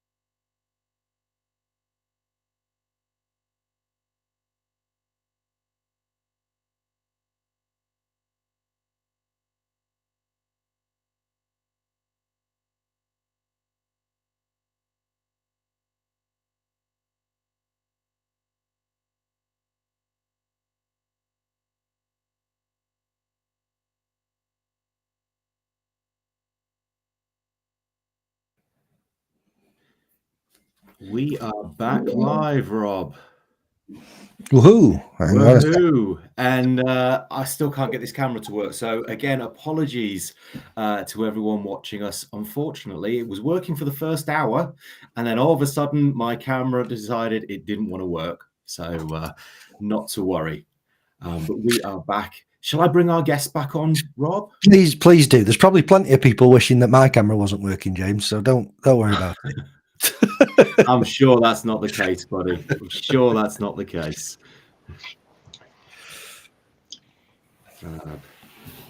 Brilliant. Welcome back, everyone. And thank you so much for all your input so far. It's been fascinating. The conversation's been really, really interesting.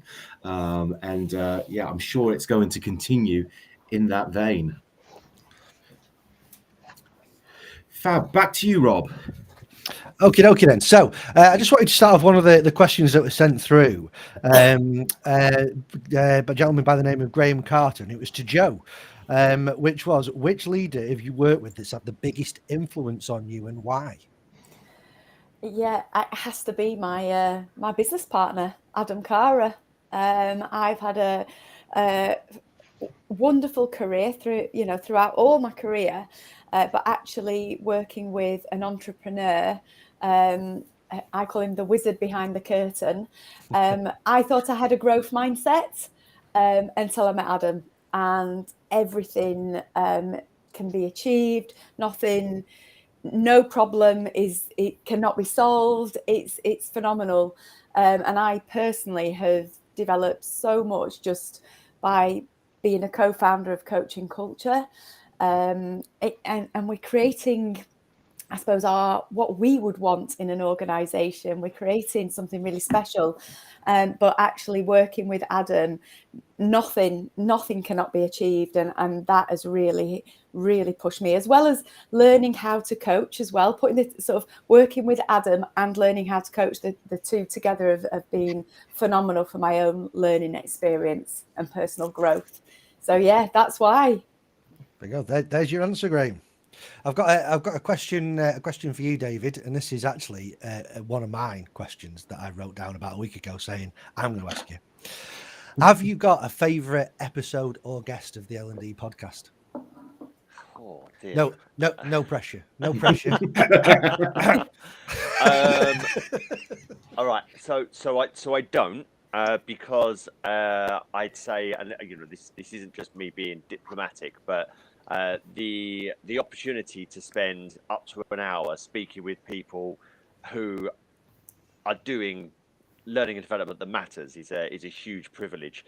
But there are certain times in the 3 years that I've been doing it that I refer to one episode more than any other. And the ones that I have been referring to most recently have been the ones that I've spoken twice with Sebastian Tyndall on the podcast in the last year. One on the podcast and one on the Pivot to Performance series that I did with Guy Wallace. And Sebastian always speaks so candidly about the approach that he's taken, and so generously about that I think that he's able to. That anybody listening will be able to formulate for themselves how they can apply similar principles and achieve an enormous amount more. So I'd say that those have been great. And again, with the Anne-Marie Burbidge, who takes a similar approach. But if I give an honourable mention to Tracy Waters when she was at Sky, who I spoke with, I think in August 2019, so right at the start. That was also a hugely enlightening one, again, for her generosity and how candid she was.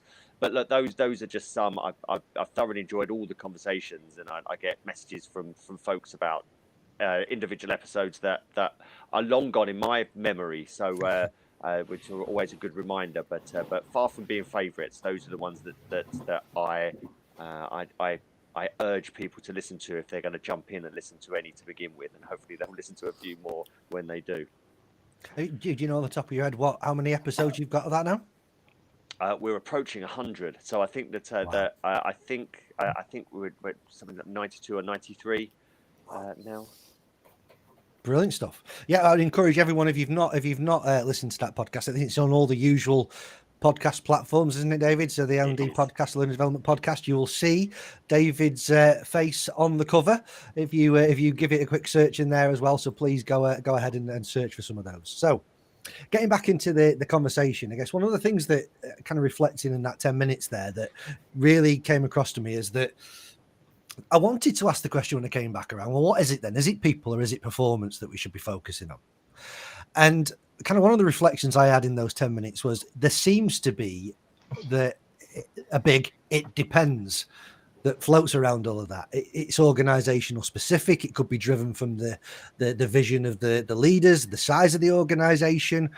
So our priorities and our own vision and mission might change. So to Charles's point, we might still have training teams whose mission it is to create training because they concentrate on the 10 piece. And then other people will focus on the other stuff. So I guess I wanted to kind of rephrase that and say, whatever it is that your mission is. So people watching this now going, I'd really love to kind of push this so we are more people focused, or I'd love it to push it so we're more performance focused. Whatever that aim is, what are the blockers that seem to come up when L&D try to influence what's going on or change the way that they work to become more performance or people focused? And I guess, I'm going to go straight to Satnam on this and say, just because, again, I can imagine in the organizations you've been part of that is a challenge sometimes. What is it? Is it people? Is it processes? What gets in the way sometimes?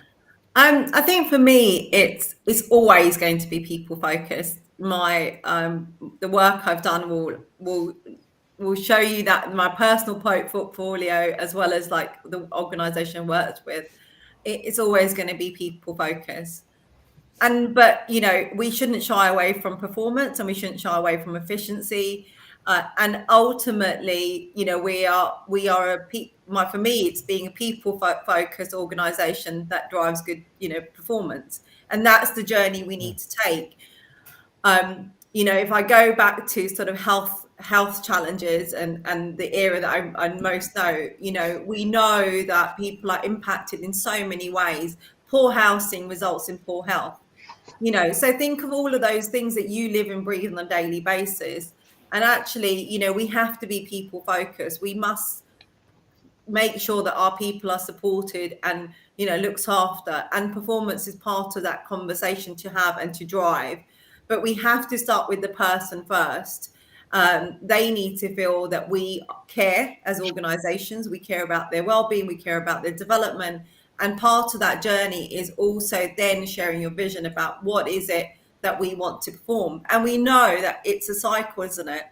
We know that there's enough stats out there that tell us that high-performing organizations, are great learners, have great retention, have more of a good vibe culture, all of those things. So we have to go through that people point, and it's always going to be people for me first. And then it's that using that channel to drive performance. So I think that to me is performance is never going to outdo people. We are in the people game. So I think that has to be key. But we mustn't shy away from performance or efficiency.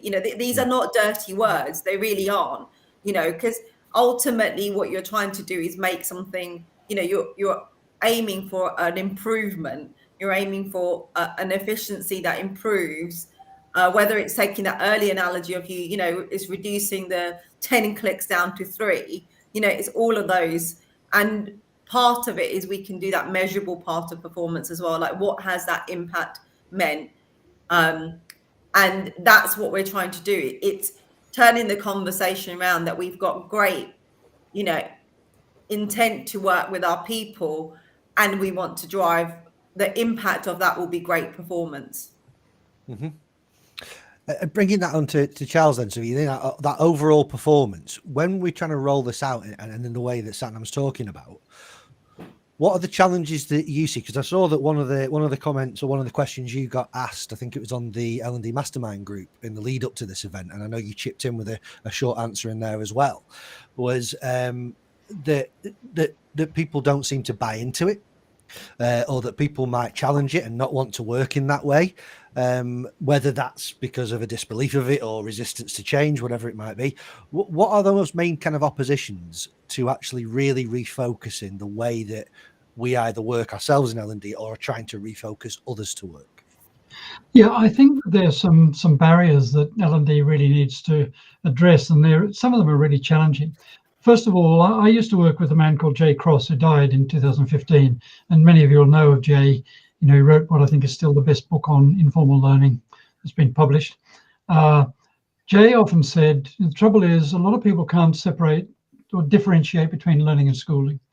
And so that's why we have this situation where many managers will say we're rolling out a new system, or we need training. And so because we've got this schooling mindset, but even beyond that, and to Satnam's point, I think that, you know, we know that people are critical. Our organizations, they're critical, not just in terms of the fact that they're people, but in economic terms as well. I mean, the Boston Management Group did a longitudinal study that showed that the intangible assets in organizations in the past, I guess in the industrial age, the tangible assets, i.e. buildings, structures, plant, materials, and so on, were the major elements on a balance sheet. And by about 2009, the intangible assets, in other words, people, brand, those sorts of things, constituted about 70%, at least 70%. I have no idea what the figure is today, but I'm sure it's north of that. So therefore, you know, our people are important, and every leader I've ever come across has always said our people are our most important asset. Well, yeah, of course they are, absolutely. But we have to think about performance in terms of not just individual performance, but organizational performance, and the people make up part of that. So I see it as a sort of an expanding ring, basically. In other words, the people are critical, but the performance involves elements other than people. And so I think the challenge that L&D has is that lots of leaders and managers see L&D as totally people focused and basically totally training focused. You know, they're the people we go to do our onboarding training, to do our training when we're putting in a new process. I mean, when I was working as a chief learning officer, I had some big barneys with program boards because they had a 10% figure of training in their rollout of a new system or process, and they just assumed that involved, you know, putting people in front of others in the classroom and running. And I absolutely refused to do that because I wanted to do the analysis before to understand what the needs were. So I think that the challenge and I guess the barriers that L&D needs to focus on is how do we change that mindset around thinking that learning is schooling, or that, you know, that problem solving performance is all about learning and all about people, and thinking at it holistically. And it's not easy. It's a really difficult challenge. You know, those are difficult challenges. And I often, if you can just bear with me for a second, but I often tell a story about a man called Admiral Sir James Lancaster. Now, some of you historians will know better than me because, you know, I didn't grow up in this country, but Lancaster was Queen Elizabeth I's, is an admiral in Queen Elizabeth I's Navy. In fact, he was the head of the English Navy at the time, responsible for India and the Far East. And Lancaster demonstrated why change is really, really difficult. He demonstrated it. He didn't mean to, but he demonstrated it beautifully. He was a bit of an amateur scientist. He's a very clever guy. He was born and brought up not far from me here in Hampshire. But in 1601, he took a flotilla of boats from Torbay in Devon to go to India. So, you know, obviously the Suez Canal wasn't there, so he had to go around via South Africa. And he had an idea, and you'll all know the story. Well, you'll know the essence of it. He had an idea that a lot of the deaths of sailors on journeys like that, which might be 3 or 4 months, was due to scurvy. They didn't know it as scurvy at the time, but he realized that Lancaster thought this. So in 1601, he took these 4 boats off, and on one boat he decided to carry out an experiment. And on one of these 4 boats, which happened to be the one he was commanding, he prescribed 3 teaspoons of lemon juice to the crew on every day. And you know, we all know this now, but it wasn't known then. By the time the flotilla had reached South Africa, Cape Town, 110 men out of the 280 or so on the other 3 boats had died. And that was pretty common. So 40% mortality rate was quite common. No one on Lancaster's boat had died. In fact, he had to leave port and go out and help one of the other boats in the flotilla in. So he came back to England and reported to the Admiralty the results of this little experiment, and the Admiralty acted. However, it took them 194 years to act. So in 1795, the English Navy enacted guidelines for lemon or lime juice for sailors. And then it took another 70 years until 1865, until what was then the British Board of Trade said, oh, maybe this should be also applicable to people who are in non-naval, in other words, merchant seamen. So it took 264 years to get that change occur when there was good evidence. It was only one experiment, but there was a lot of other work done in the intervening period, of course. So everyone knew what was the right thing to do. There was evidence-based, a good solid evidence base that we should do this, but getting that change was really, really difficult. And I think I tell that rather long-winded story because I think for L&D faces a real problem in that you're not going to change people's minds by convincing them with just evidence alone. You have to do a whole range of other things in order to do that. And I think the barriers, absolutely to your point, Rob, the barriers that L&D need to address is how do we demonstrate impact? How do we gather data to show results that will prove that we need to do things differently? And I could give you quite a number of specific cases of examples. I can give you one very brief one. When I was at Reuters, the head of support, the support center in the US, in St. Louis, contacted me and said, Charles, we're spending $1 million a year training our people to support our products. And our customers tell us that our support center staff don't know our products. And I was pretty sure that the support center staff really knew the products. They were trained absolutely. And so we did a performance consulting piece of work. We went out and we sat with the support center staff. And these are people who know Reuters will know that it's not just a news organization, that most of its revenue comes from selling data into financial services. And so these support center people were mainly answering questions and solving problems for people on trading floors.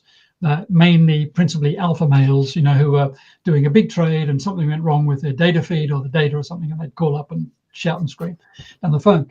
And what we realized very quickly in terms of doing that analysis was that the solution was probably a training solution, but it wasn't more training on products. So the problem was these support center people, when they had an angry customer calling them up and abusing them, they didn't know how to manage that difficult conversation. And that became really clear really quickly. And it was only because the head of center had allowed me and a team to go in to sit and listen to these conversations over a couple of days to understand what was happening. And I think for L&D, the challenge is actually being able to push back and say, okay, you want a new course on this, let's step back and look at what the real cause of the problem is. And let's unpick it. And then we can start. And that's when moving into the wave makers and the value creators, that's when it'll really happen. Because otherwise we just get, I could have devoted a team to develop more product training. We could have put everyone in that support center through more product training. It would have had no impact whatsoever. I think that's crucial, because I think, I'd extend that to some of my experiences to say that those difficult conversations, quite often, when you've got that person in your ear and a headset on and they're shouting at you for whatever reason it might be, if you're working in a complaints department, let's say, for example, it kind of ties into the other things I said earlier on, that, that might be putting you off, like, what you're trying to do. But if you're trying to balance 5 different systems at the same time, whilst looking at a process to help that person, whilst being shouted at, and then having to take 2 minutes to do it when they need an answer immediately, all of this stuff is coming together like a perfect storm to make it really difficult for you. And again, L&D in their own right aren't going to I'll certainly solve that with anything, but how can we start? If we notice that, who do we need to influence with that? And I guess, Joe, I know that one of the questions that's come across a lot over the last week, linking into that, is that those people that do get in the way of this change. Now, change is an interesting thing, because I think it's a little bit like the word coaching and feedback again, that we all think of it, that it's this horrible thing that nobody wants and we all fear it. Yet I defy anybody. Go out to your organization, be a fly on the wall. Every single person complains about what's going on at work at some point and the fact that what they would like to see change. So we kind of all want it, but apparently we all hate it as well. So in terms of like that influencing piece, I know at the start of the framework, you've got the senior leaders are key to this, to actually making this change and making it a cultural change. But even as far down as your own individual line manager, how do you go about starting to influence upwards to conduct this change or change the way we work?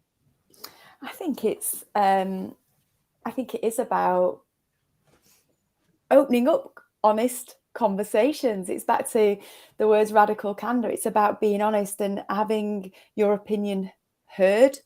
But again, I think the leadership and throughout the whole organization, there needs to be that safe environment to do so. So while ever the word feedback's getting a bit of a bashing today, if we change our perspective on what is feedback, and actually it doesn't have to be something to be feared, it can be something that we feel safe to be able to give and receive, then so much more potential can be unlocked within teams and the whole organization. So how do we need to go about influencing? Let's start having those open conversations up and down the organization, so that let's make this two-way. It's not just top down and it's not just bottom up. It's let's open up more and more conversations and share. Leadership teams need to be asking and listening. Listening is a key one here. And as you would know, I'm going to say these are all skills of great coaching conversations. And just really create that environment for honesty. And I'm gutted James's camera's not on, because compassion. You're not going to believe this. The window cleaner's just turned up. Brilliant. Fabulous. I've got a brush at my window. Ask them what they think about this. No, I'm not. I refuse. That's quality. That is a first. Don't open the window though. No, don't tempt me. I am on the 3rd floor. So where was I going with that now? The window cleaner's really thrown me. James being on the screen, compassionate leadership. I think that and that style of leadership, and authentic leadership, where those just building the right environment, trust. That's where influencing can start happening. Where people are open to having those conversations and doing something with that information. 100%, Joe. You're absolutely on my level. And as I say, it's a shame that my camera isn't working, because I was nodding my head at everything you were saying. So 100% compassionate leadership. It's so necessary, particularly in organizations today, in a post-COVID world where, we know the great resignation is happening. People have woken up and suddenly gone, do you know what? I'm not prepared to be treated like an asset anymore. I'm not a robot. I'm not here to burn myself out. And people are leaving jobs everywhere. Yeah. And so compassionate leadership is so needed, because we have to create that environment where people feel like they belong, they feel like they're safe, and they feel like they can be honest. And we can have those honest and open conversations. And that will only come about through creating what I call professional intimacy. Again, I could talk all day about this stuff, but that comes about through, listening, empathy, understanding, and really creating that psychological safety where people can open up and they feel they can. Now, how that links into L&D is that, as an L&D person in an organization, we need this compassionate leadership as well. So we need to be creating that space. We talked a lot today about learning by doing. And yet I see so often in organizations, people who say, oh, yeah, we want to create an environment where people can learn by doing. But the minute they get it wrong, boy, we're going to tell them about it. And we're going to give them some feedback and put them on a performance plan and all this kind of stuff. It's like that's that's not learning by doing. You're creating an environment of fear where people will not try things. People will not learn by doing because they're scared to try anything. So from an L&D perspective, we've got to create within that organization a space where people can learn by doing, where people are not scared to make mistakes because they know they're supported. They know that we're here to help them to develop. And that, as I say, comes about by creating that empathy, that understanding, and treating people like people, to go back to that people versus performance. If we treat people, the performance will come, because then we can start to have those radical candor conversations with people because they feel safe to have those conversations, and then we can improve the performance. Yeah. And as I say, I could talk about this stuff all day long. As Rob knows. Yeah, I often do. I think, if I was going to play devil's advocate to that, I would go, and this is an analogy that I know I've used before, James, is that one of my favorite footballing analogies, in fact, if you look at someone like what you're talking about there, is you look at someone like Liverpool Football Club, Jurgen Klopp has got this idea around him, or this image around him, that there's a certain element of compassionate leadership going on there. There is a relationship with the fans, there's a relationship with the team, there's a team unity, and all that has taken a while to grow. And now that it's stronger than ever, there's performance and results are coming in exactly the same way that you're talking about there. Now, there are lots of leaders out there, and senior leaders particularly, who have spoken to in the past, that might go draw a comparison to someone like Chelsea Football Club and say, over the last, I would say now, what we're on, 15, 17 years or so, Chelsea have worked in a completely different way, that they haven't gone around nurturing relationships within the club. They've not sought to grow trust amongst players, managers, staff. We've seen things like Jose Mourinho shouting at physios on the pitch. We've seen managers come and go and get sacked, even though 2 months ago they won the European Cup. We've seen players come, been bought in, and then their careers nosedive afterwards. However, I cannot sit here and say Chelsea Football Club have not performed well and been successful over the last 17 years. It's a completely different philosophy in that sort of way. And, famously, Jurgen Klopp said, I think we will win a title within the next 4 to 5 years. And I'm pretty adamant that if a Chelsea manager came in tomorrow and said, it'll take us 5 years to win the league, they'd probably get sacked the next day. So what would you say to those leaders that kind of go, I think I can do it without all this compassionate mumbo jumbo, trust, conversations, all that sort of stuff. My business here is to make money and get results. Okay, I would say take a step back and take a look at the wider picture if we're going to compare the two. So look at how many, and again, sorry for anyone who's not into football, and apologies to anyone who may be a Chelsea fan listening to this, but how many young players came into that Chelsea team, were not allowed the opportunity to flourish and develop and reach their potential, and have now gone on and flourished and reached their potential elsewhere. Look at the sustainability of those two different models, and the amount of money that has had to be pumped into in order to achieve those results, as opposed to where it has come from developing young talent and giving young talent the opportunity to reach their potential. So if I then switch that back into organizations, I would say, what's sustainable within an organization? Can you keep just churning staff constantly? Can you keep just having to retrain and bring people in and do induction again and again and again and again? Or is it better to build a sense of belonging within your organization, have loyal employees, have people who are driven by the purpose of the organization, feel like that's where they're home, and they want to do well for your organization? I know what I'd far rather have in my organization, and I know the environment that I'd far rather work in. So yeah, that would be my answer to that one, Rob. I mean, absolutely. I would far prefer to be in that environment, but I know senior leaders who go, well, I don't need it, I'll do that. And I guess, David, if I come to you on that point, can kind of explore your thoughts on that, because I guess this begins to link to what is return on investment. What does that look like when it comes to learning teams and L&D teams? That, there's a school of thought that it's impossible to measure our return on investment. as opposed to actually it's not impossible, but it needs to be far different to what it is now, and it needs to tie into exactly what that head of or that senior or CEO actually cares about. What's your thoughts on that? So I don't think it's impossible to measure what we do, but you can't measure it the way we do it. When learning and development is topic centric, and you have your management development, you have your communication skills, your time management, your presentation, you isolate skill sets, you remove them from the work that people actually do and where they actually perform. You turn it into an educational exercise, so you fill their heads based on the theory, and then you put them back to do the hard work, which is when they've experienced it just the once and they're not learning experts, they then translate it to their job. Funny enough, it doesn't work, and people just go back, and we say this to them as trainers, you know, nothing changes if you don't transfer this back to the workplace. They go back to the workplace and they don't remember it, and it's no fault of theirs. They're not designed to remember it. We're not designed to. They've been exposed to content for the very first time. Many of them don't know why they're there, and what they experience doesn't relate to what they do. I remember doing having a presentation skills program, and I loved it. I think we brought this facilitator in.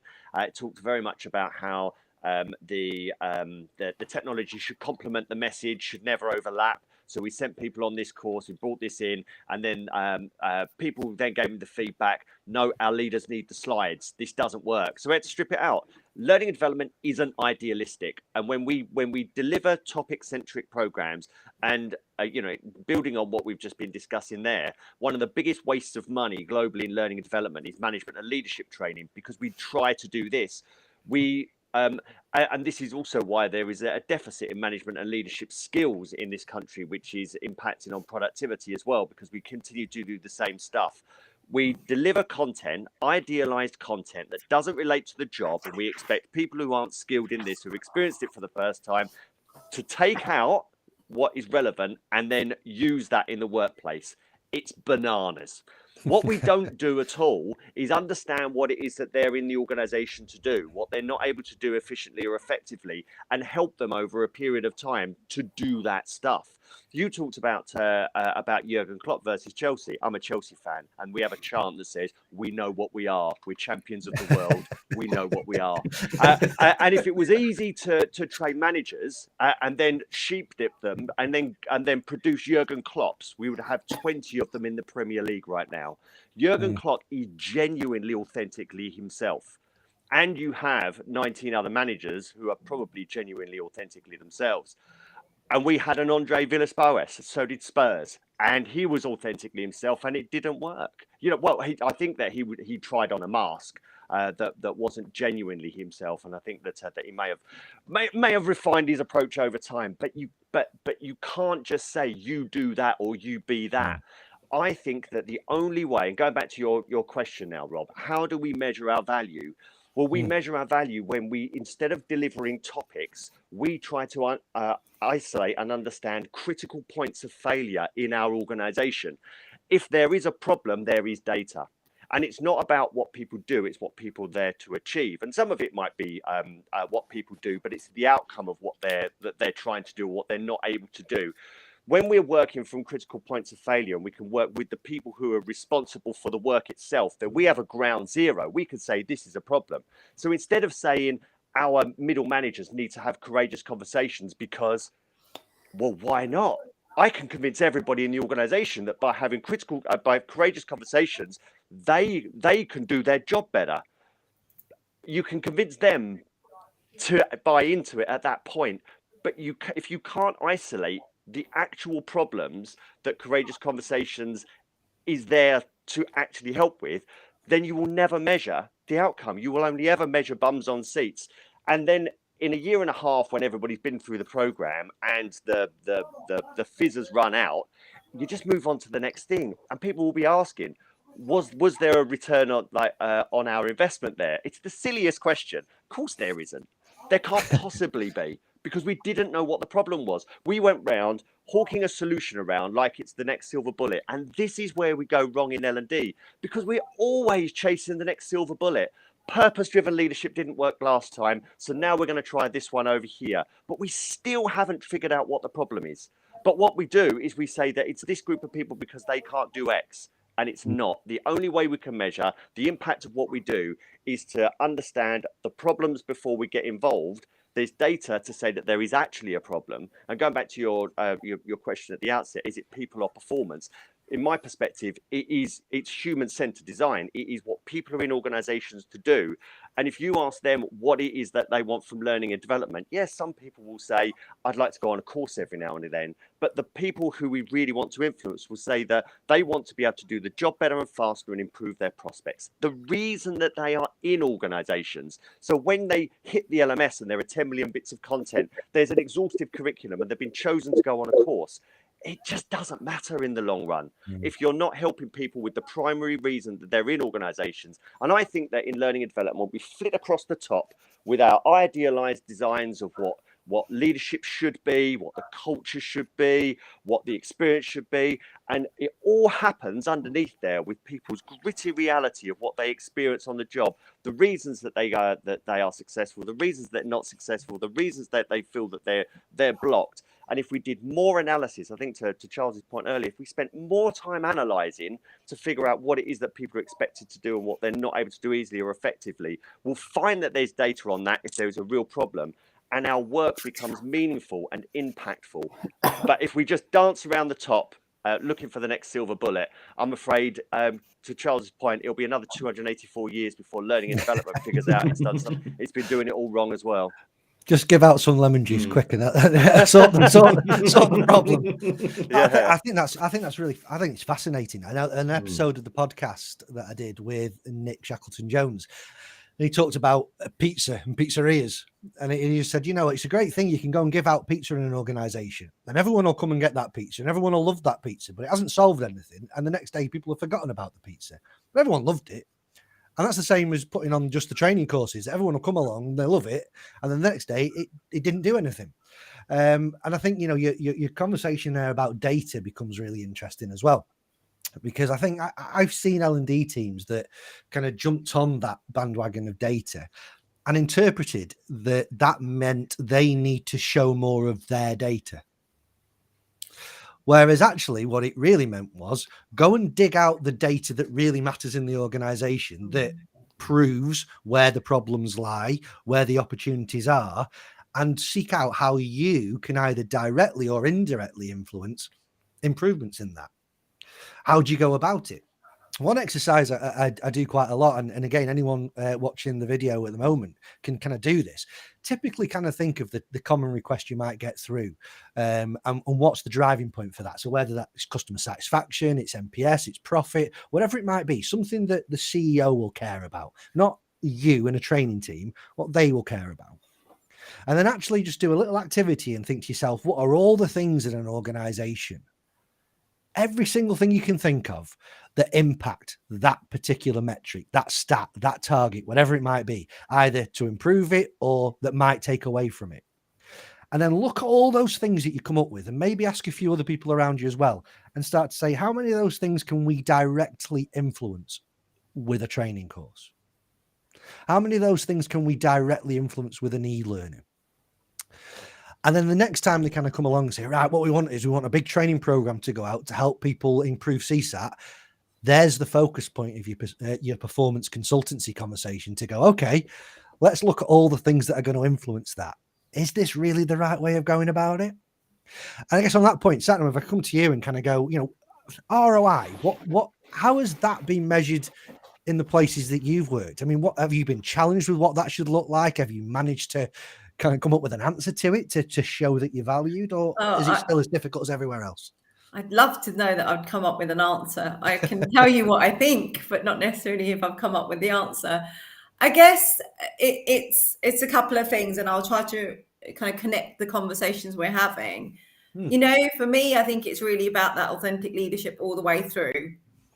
And I think there's a real shift in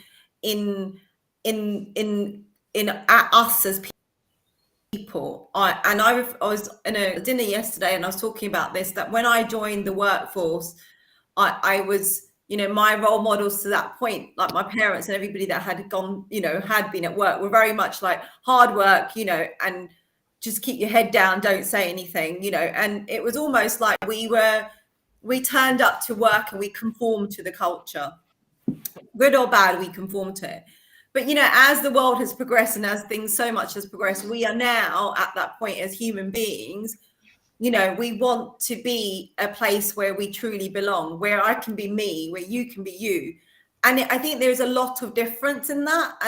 And actually some of our models is what the problem is. Our models are set in that bit, which is still conforming, and it's also for me what I said earlier, which is we can collect really great data points. Now I can tell you how many people have done mandatory training in my organization, and that's a figure someone will ask me and I'll go, is this much? And they'll go, tick, well done, Satnam. But it's a bit like great intent. There is always going to be great intent, but what is the impact? What is the impact we're trying to achieve through that? What is the learning and the long-term impact that we want to achieve? So for me, it's really about having that measure of what that impact is. It's knowing that your data is supported by the experience that people are having, and that I'm very, I'm very mindful about how inclusion feels and how diversity feels in organizations. And there is so much we collect data points and everything, but I don't think we've ever stopped as organizations and said, are we collecting the right data point? If you've got a contactless card, you are measured. We are all scanned. We've got data points everywhere. Now, none of those make any difference to us. We're going on with our life. I'm still spending the way I want to spend. I'm still whatever. And I sort of have this version of how I think my system's going to work. But it's really knowing what is the data point that we want to collect and knowing what is that we want to reflect back. And I think it's just, it is that we lose so much of. We measure so many things. We literally measure so much in organizations. Every organization has so much data that we're almost overloaded with data and we don't know what the impact is. This whole thing about the great resignation, people are leaving because ultimately they don't feel they belong. They don't feel they have a voice. And organizations need to stop being the voice of their people. They need to create space for people to have a voice. And it's really, that's the bit that we need to measure. We need to measure, are you feeling happy today as well as, are you, how have you done your data, whatever the needs are. We need to build together. We cannot now distinguish between, here's your metric for your mandatory training, and then go, but we've got a high turnover. Why? It's going back to that root cause, because you ultimately need to understand that someone that you're asking to travel for maybe 4 hours to get into an office is having a really bad journey, and that impact is going to be all the way through that day. And it's really that we need to start thinking about measuring impact as opposed to great intent. Yeah, I think that bridge between impact, as you said, and the results that come off it, and identifying, I use the example quite often of a sat nav and going, sat navs are really good at this. You know where you are, you're programming where you're going, and if you go off track, it gets you back. It chooses a different route if it needs to. Whereas we quite often just kind of go off that track and then just keep going until something tells us otherwise. Charles, how about yourself? What's your thoughts on the kind of ROI conversation and how we prove it? Yeah, I think both what Satnam has said, absolutely. I agree with every word David has said about measuring and about impact. And I think that measuring the impact of individual learning interventions is a waste of time and will be highly unlikely to ever show, to be able to show that. And a lot of effort, time and effort is put into that. And I think that it's, there are certainly ways to measure impact. I think learning and development can have a big impact. But I think it's a matter of, again, doing that upfront work, understanding what people need to do, to David's point about understanding, what they're expected to do, what they can do, what's going to be best for the organization. And as I say, I've been highly critical and still am of competency frameworks. And my God, I've been involved in spending, lots of time in terms of developing them and working with them, skills matrices based on competency frameworks. They're generally great. I mean, Hay Management consultancy has earned billions out of defining their job, job families, job roles, and frameworks, and coming into competency frameworks, and stuff. They might be useful, but actually they take a hell of a lot of effort. I at one stage had 17 people in my L&D team working on defining specific skills for specific job roles. Absolutely crazy in retrospect to be able to put in that sort of put that amount of effort. I think that I just say one thing. One is that understand where you want to be, and I'm just parroting David to a certain extent. Understand where you want to be and what results you want to have, and work back from there. If you don't have clarity around that purpose, which is why in our methodology we talk about critical tasks. And in almost any job, whether it's a brain surgeon or whether it's it's someone working on an automotive production line, you'll find that there is a very small number of things that differentiate exemplary top performers from average performers, what they do differently. If you focus on that and you understand, that means that then you can help. You've got the clarity in terms of what you need to help people to get to that point. And it might be through training, it might be through some other approach, it might be through performance support, it could be through whatever. But you need to do that. And I think we need to get away from these false assumptions that we have. And I mean, there's one which really gets to me, which is the idea, and lots of organizations have bought into it, the idea, for example, that higher engagement leads to higher performance. And actually, again, organizations have sold into HR departments around the world around now, obviously, you want your employees to have high levels of engagement, because there is a research-based link between engagement, employee health, staff turnover, things like that. Absolutely. But there is no link between that more engaged employees are higher performers. In fact, there's a reverse link, and Michael Ricketta did a meta study of this some years ago, an academic study, to show that higher performing teams and people are more engaged, but more engaged people are not necessarily higher performing. And actually, it's think about it for a second, it's logical. If I'm doing really well, if my team is doing really well, I'm happier, I'm more likely to stay in my role, stay with the organization. But actually, simply building engagement is not a recipe for high performance. And yet, a lot of L&D people spend a lot of time working with their HR colleagues in terms of measuring engagement. And it's the same with, I think, David, you made the point about measuring at the end of a course, or maybe Rob, you did. Getting that data in. Was that course success? Was that course useful for me? Did it feel good? Yeah, of course. That tells you nothing. It might tell you about the experience, but it doesn't tell you anything about the output, really. So I think that L&D really needs to get into thinking about sort of upper level around strategically thinking about what does my organization or this business unit or this part of the organization or this particular manager or leader who's asked for me to do something, or my team to do something, what do we want to do? And if they can't answer the question in terms of what it's going to look like when we're finished, and that was a question I always asked.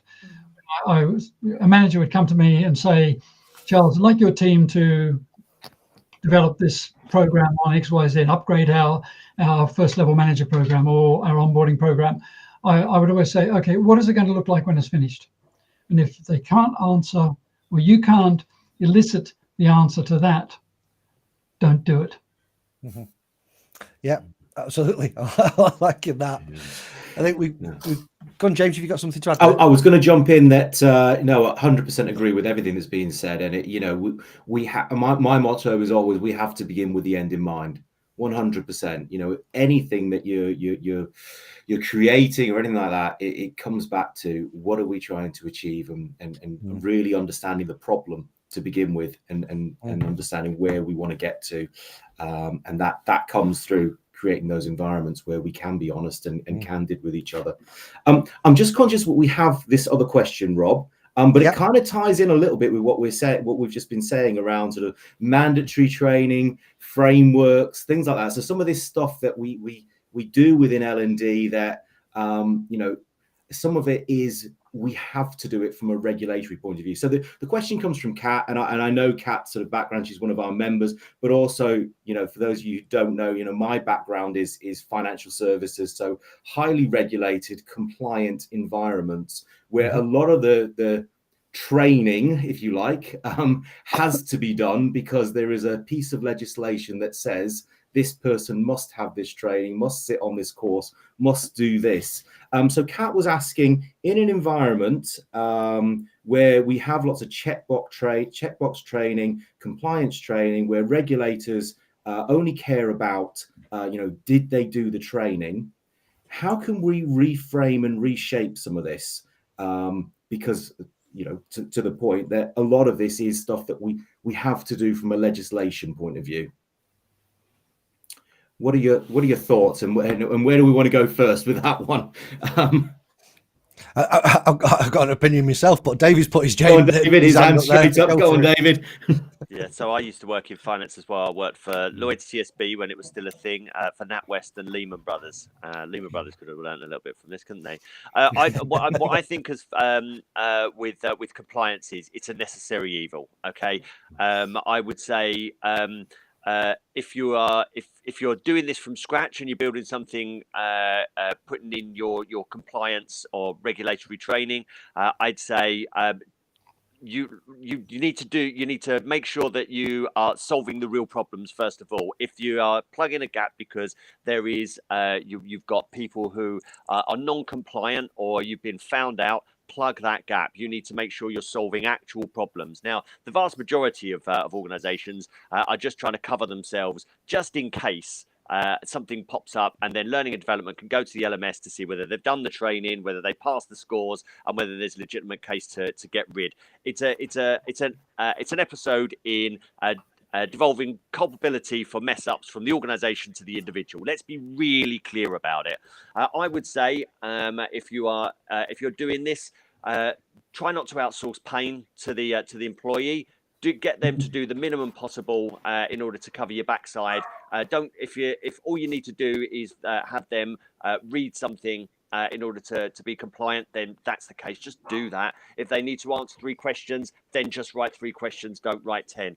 A lot of it is actually box ticking. But what I would say to you as well is automate it. There's smart tech here where you write your messages in, you plug in your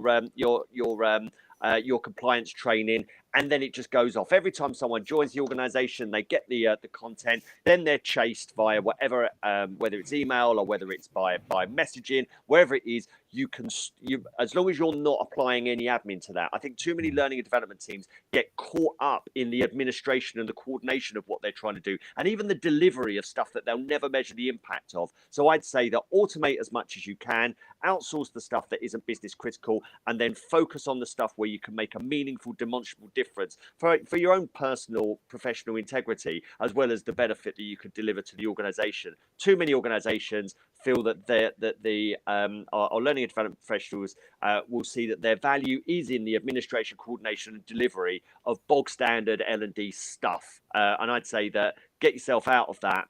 Do what's required to tick the box, or shore up your organization from any fines or breaches in that the regulation or the reason that compliance actually exists, and get out and do the stuff that's really meaningful. But I would say don't get any silly novel training. Your people don't want it. They don't want saving from boring e-learning. They probably want saving from e-learning. But in the absence, if you can't save them from e-learning, make it as painless as you possibly can for them, and don't waste their time. That's fantastic advice, David. Go on, Satnam. Yeah, I think I agree with what David said about mandatory training, and we've all been at the other end of it, so let's not forget that. But for me, learn from your great brands that you use at home. Learn from that, because you've got them at the very beginning. Don't forget this. This is your marketing opportunity. This is where you plug what you do as an L&D person. This is where you plug all the great stuff. So when I was at the Red Cross, this is the journey that we took. We started plugging our other stuff, that you would want to learn. And we'd say, this is something you may want to come back to 6 months down the line. So, don't miss that. Don't miss that opportunity that, yes, it's the stuff that they have to do, which in a way that you've already got the captive audience. Now highlight what you actually bring value to, but also think about the mandatory training that you're doing. And as you know, the sector I've worked in particular in the charity sector, things like safeguarding are paramount in all of those arenas. And so they should be. But think about how you then measure the long-term success of that is through case studies. And we used to do that as a later on, that you would do a case study to see if you really applied that. But don't lose the opportunity. It might not be what you want to be doing. You've got to do it. I agree with everything David said, but think of it as a great movie. I know Rob mentioned his movie Love earlier. Product placement, think of all of those things that work for you. This is your opportunity to say, there is a great coaching offer. These are the networks you can join. It really is to get your customer, who is the person that's joined, to engage with how great learning and development is in your organization. So don't miss that opportunity. There was many jokes in my team about subliminal messaging. We never went that far, but I would love to say that we were that creative. But, I think of the drive, but also that is an opportunity for sure. Can I just add, James, as well? I just think when it comes to mandatory stuff that the organisations have worked on been tended to be heavily regulated by Ofcom. And I kind of look at start with the end point again. And if the end point is we need everyone to remember how to be compliant, then an action of that tends to be we need to train everybody how to be compliant. But there's a couple of things in that one, that we did an e-learning once, if we want to call it that literally took them to the knowledge base where the information was, ticked when they'd gone there, and then they ticked that they'd read it. Now that was an e-comms. That wasn't an e-learning. That was literally a piece of communication that they ticked. And there was a conversation that ensued after that around, do we really need courses, or do you just need a tick? And I think the other part of that is that, we don't, if you look at something like security, identifying and verifying customers, for example, which is I'm not a robot. I am not a robot. I don't get trained onto how to do that security when I'm logging into a website. I don't get sent on a course because the system won't let me in unless I am compliant. So if we can start influencing systems and processes that mean I can't not be compliant, we'll need to do less training on making sure people know how to be compliant. If that kind of makes sense. So how can we start automating some of those things, to David's point, to actually mean that compliance is automated rather than at the subject of people's choices? Yeah, brilliant stuff. And hopefully, Kat, you're listening somewhere, and that's been really, really useful and helps you reframe some of that mandatory compliance training that you have to do within her organisation. Brilliant stuff. I'm conscious of time, James. So I think what I'd love to kind of conclude this kind of panel section around this debate today, which I've really, really enjoyed, by the way, is just if we could have one tip from each of us of what that first step could be for people listening today to start moving away from order takers to wave makers. What's the one piece of advice, either something you've done or something you'd recommend, or a client or an organization you've worked with has done? What's the first step that could be made on the journey to that? And, if I was to start the ball rolling, to give you a bit of time just to think about what your answer would be, it would be about how we start influencing those people above. Because I hear a lot of people, certainly a lot of L&D managers, that will talk about senior leaders. They don't like this. I don't get to talk to them. They won't listen to me. And whilst I'm not necessarily the biggest fan of talking of circles of influence, I always think to myself, okay, if I can't influence that person, who do I know that I can influence that influences that person? And there might be 2 or 3 lines of separation there before I get to the right person. But don't give up because you can't influence that person at the top straight away, or that influence that decision maker straight away. If you want to start doing this, run an experiment with a stakeholder who does believe in what you're trying to achieve, or who will listen to what you're trying to do. Run a comparison. So in terms of what David was talking about, the data there, can you prove with an individual stakeholder that their stats, their data that really matters to the organization actually improved based on an experiment compared to the old ways we were doing it. And then they can go and influence the next person up to show that data, rather than you saying, yay, we had 200 people that came on that course and it was brilliant. So that would be my sort of like first step. Who can you influence? What's that first follower you can engage and start experimenting with? James, if I come to you, what might be one for you? Yeah, so I guess my biggest my biggest learning when I was in L&D was learning to actually have a bit of confidence about what I was doing and to push back. And at first, that was really, really frightening. And I'm one of these people who hates confrontation, but I learned to do it in a way that was professional, but be able to push back on some of these stakeholders that wanted me to just do that training, James, just get on with it, tick that box, do that. To push back and say, actually, do you know what? There is a better way. And let me show you a better way to do this. And let's have a conversation. Because if I do it the way you're asking me to do it, we're not going to get the result you're asking me to achieve. And being able to push back and be honest with stakeholders and with senior people within the organization. So be confident, guys. You are the L&D expert. You were brought into that organization as a learning specialist and a learning expert. So be confident enough to have those conversations with your stakeholders and push back when you feel it's the right thing to do. Pick a victim, James. Pick a victim.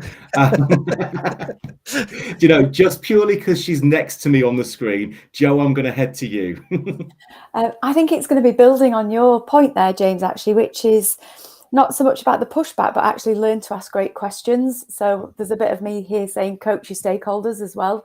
Learn to ask great questions, because then you'll find out what the true solution may need to be, and it may be absolutely very different from what they thought they were asking for. So learn to ask great questions and listen. Love that one, Joe. And I think, going on to one of your podcast guests, Michael Bungay-Stanier, and one of his seminal pieces around the coaching habit, stay curious that little bit longer. So ask your question, then ask another one that you maybe weren't going to, and then another one. Yeah. Love that. Yeah. Go on, Joe, pick the next. I'm going to go David. Thanks, Joe. So I'll go with a stop and start, if that's all right. Stop talking about learning and start talking about the performance. Anne-Marie Burbidge had this brilliant line when I spoke to her on my podcast. And she said, take a training request as a cry for help. It's not a training request. They are asking for your help. So if they're asking for your help, then you will ask them what it is that they're seeing that they would like to change, what the impact of that is, who specifically is responsible for that work, how would they like it to run, what's the cost of doing nothing right now. You're building an advocacy, you're building trust with someone, you're having a conversation with what meaningfully matters in the context of their operation. And with all of that information, you can start working with them and the people responsible for the work on actually addressing what matters. By keeping it and collecting learning needs and building up in your mind what would be brilliant in that course will lead you to another 284 years of nothing changing. So I'd say that and you don't need permission for any of that. Because sometimes in a very small number of cases, your stakeholder will say, no, David, you weren't listening. I asked for training, right? And then what you do is you go, it doesn't matter then. So you apply as little money and attention as you possibly can on their training course. But if they really are interested in making a change, they'll be interested, and you can work with them on actually making that change. And then going back to your point earlier, Rob, you can influence people by going, look what we did by having a conversation about outcomes and performance rather than learning. And then more people will be interested in doing that rather than having a learning conversation. You won't change everything overnight, but you don't need permission. You don't need the stars to align. You don't need to change the culture. You need to change that first conversation and have the guts to continue having a different conversation, because that's how you'll make a meaningful difference. Love that. Absolutely love that. And there's actually a TED talk, I forget whose it is now, but about the first follower and starting a movement. And quite often it's not the person that stood there shouting out about what we need to change, i.e. L&D. It's the first follower that actually starts working in that way with us. And then people start saying, I want a bit of that, because that seems to be working for them. So I think that's absolutely brilliant. So David, you choose for us the next person, please. Great. Thanks, Rob. Satnam, please. Thanks, David. I think you've both covered lots of great topics there.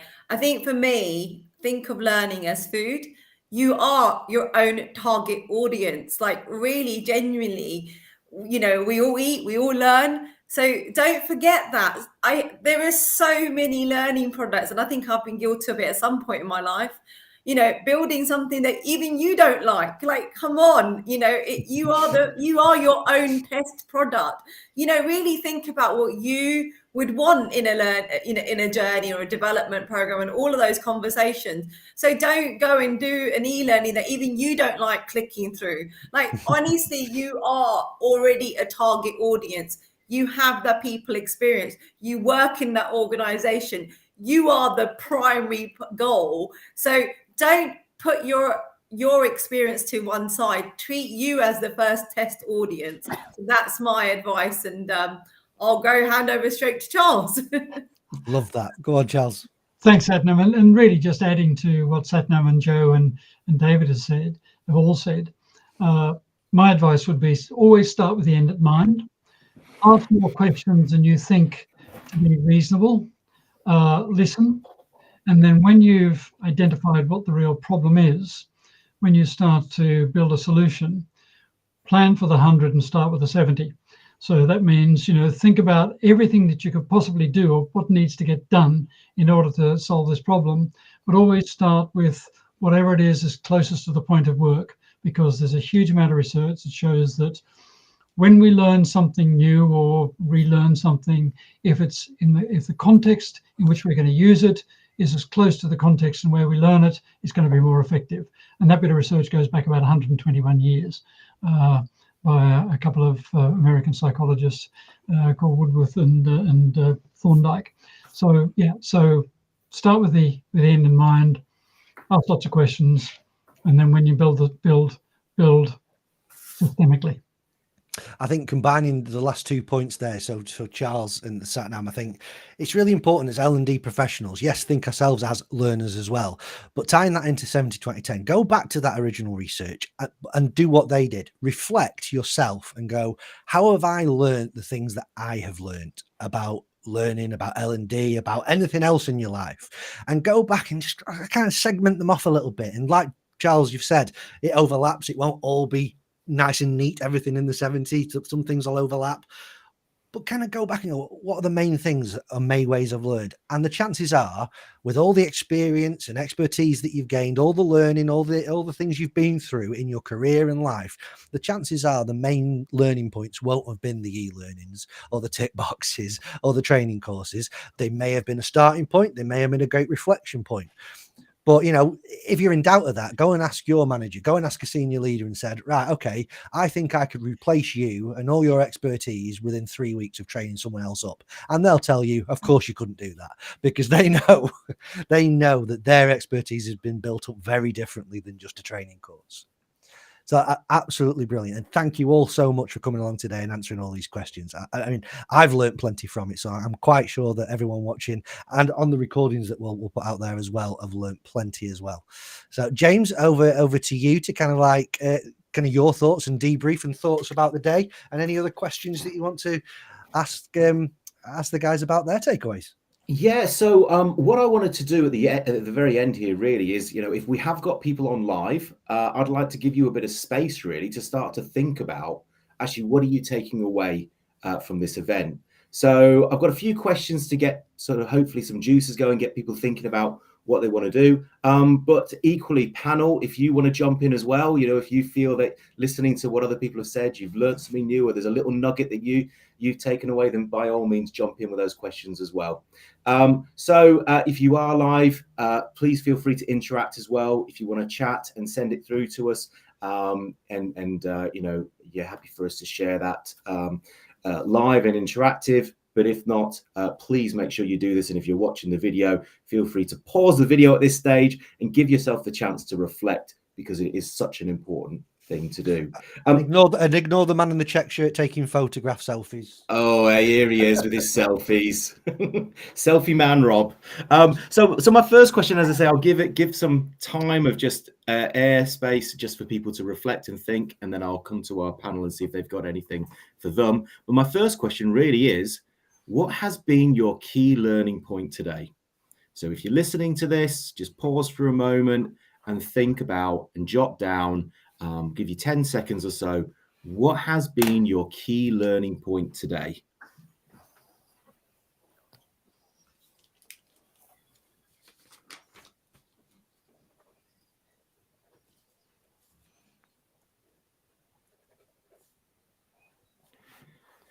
So, panel, has there been anything for you that you've kind of, as we've been discussing and chatting away, anyone had any kind of learning points or little nuggets that they're taking away from what some of the other guests have said?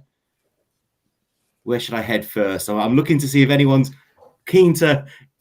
Fab, there we go. Rob's put his hand up. Or was that a put your hand up if you have got a key learning point? No, I've got one. Go on, Rob. I think that one of the key things that I've really hit home with me today is when David was talking about, at Disney, if you'd have turned up, this would have been said about you couldn't do that. And I think what really made me think was that, the target is different for everybody, individually, as a team, training teams, learning teams, talent teams. There's not just one way of going, this is what you need to do and how you need to do it, because your goal might be different. So I think, let's really work. And I think, tying it into the work that Joe does with coaching culture, really focus on, well, what is the goal before we start to solutionize? What is the goal? Really articulate that. What are we here to do? What difference are we here to make? How can we help the people do what they need to do? And what is our role in it? And from there, you can start to put these first steps into place. So thank you for that, David. It really got me thinking. Yeah, no, I likewise. I really agreed when David was saying that, from a point of view of, every organization is different, but for us as L&D people, it's about understanding that. And again, it comes back to, talked about it a lot. I feel like I'm parroting stuff we've already said, but that questioning, listening, understanding, and really beginning with the end in mind. Okay, so my second question for those listening in fact, actually, looking at the chat, we have got someone who responded. So Catherine said that her point actually was always start with the end in mind. So there we go. Thank you, Catherine, for being live and interacting with us. So my second question for you to ponder and reflect on, and I'll give you again just 10 seconds to reflect on it. The second question is, how will you use what you have learned? So how are you going to take away that point that you've learned? How are you going to use it? What are you going to do with it? So again, I'm going to hang that in the air for 10 seconds and let people ponder that.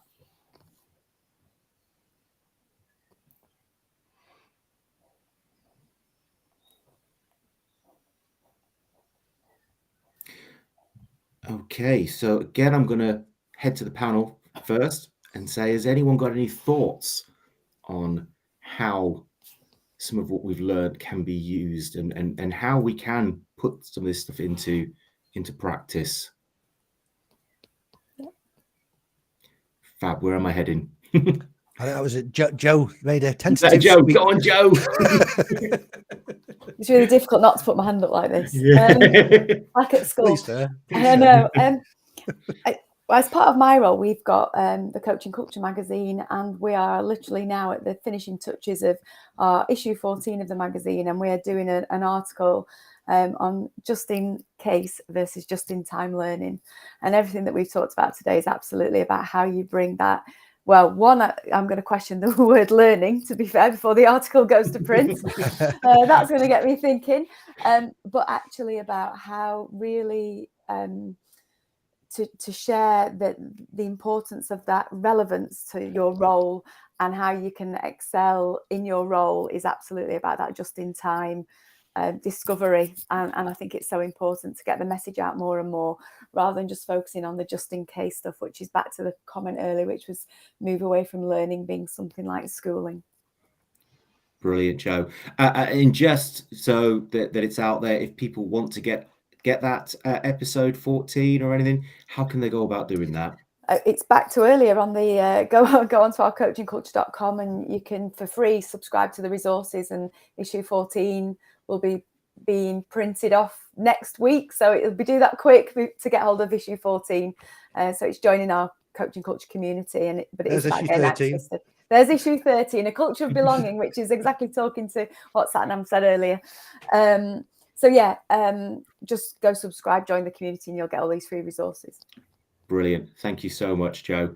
So my third question for those listening in and wanting to interact, but also to us as a panel, is what support do you need? So again, I'm going to stick 10 seconds on the clock, give everyone a chance to reflect.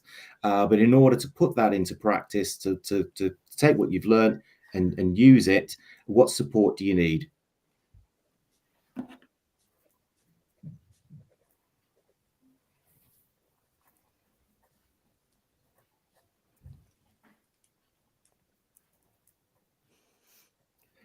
And again, hopefully, if you're watching the recording of this, you're pausing it and you're really scribbling down and getting your thoughts down of what support you need. But I guess the question to the panel is, where else can they get some support? So you've all talked about some things you did, and we found out about Charles's book on Amazon, and also your website, Charles, where they can get some downloads and access some things like that. Joe, obviously they can go onto your website. David, I know you've got the podcast. Do you want to just share a little bit about that? And then Charles, I'll come to you. But David, do you want to share where they can get access to that podcast for further support and to learn more? Yeah, sure. So one of my key learnings was that when Charles was talking about his time at Reuters, when Satnam was talking about a time at the Red Cross and NHS Trust, my ears prick up, because I've worked in contexts in learning and development in both finance and in media. Bless you, Joe.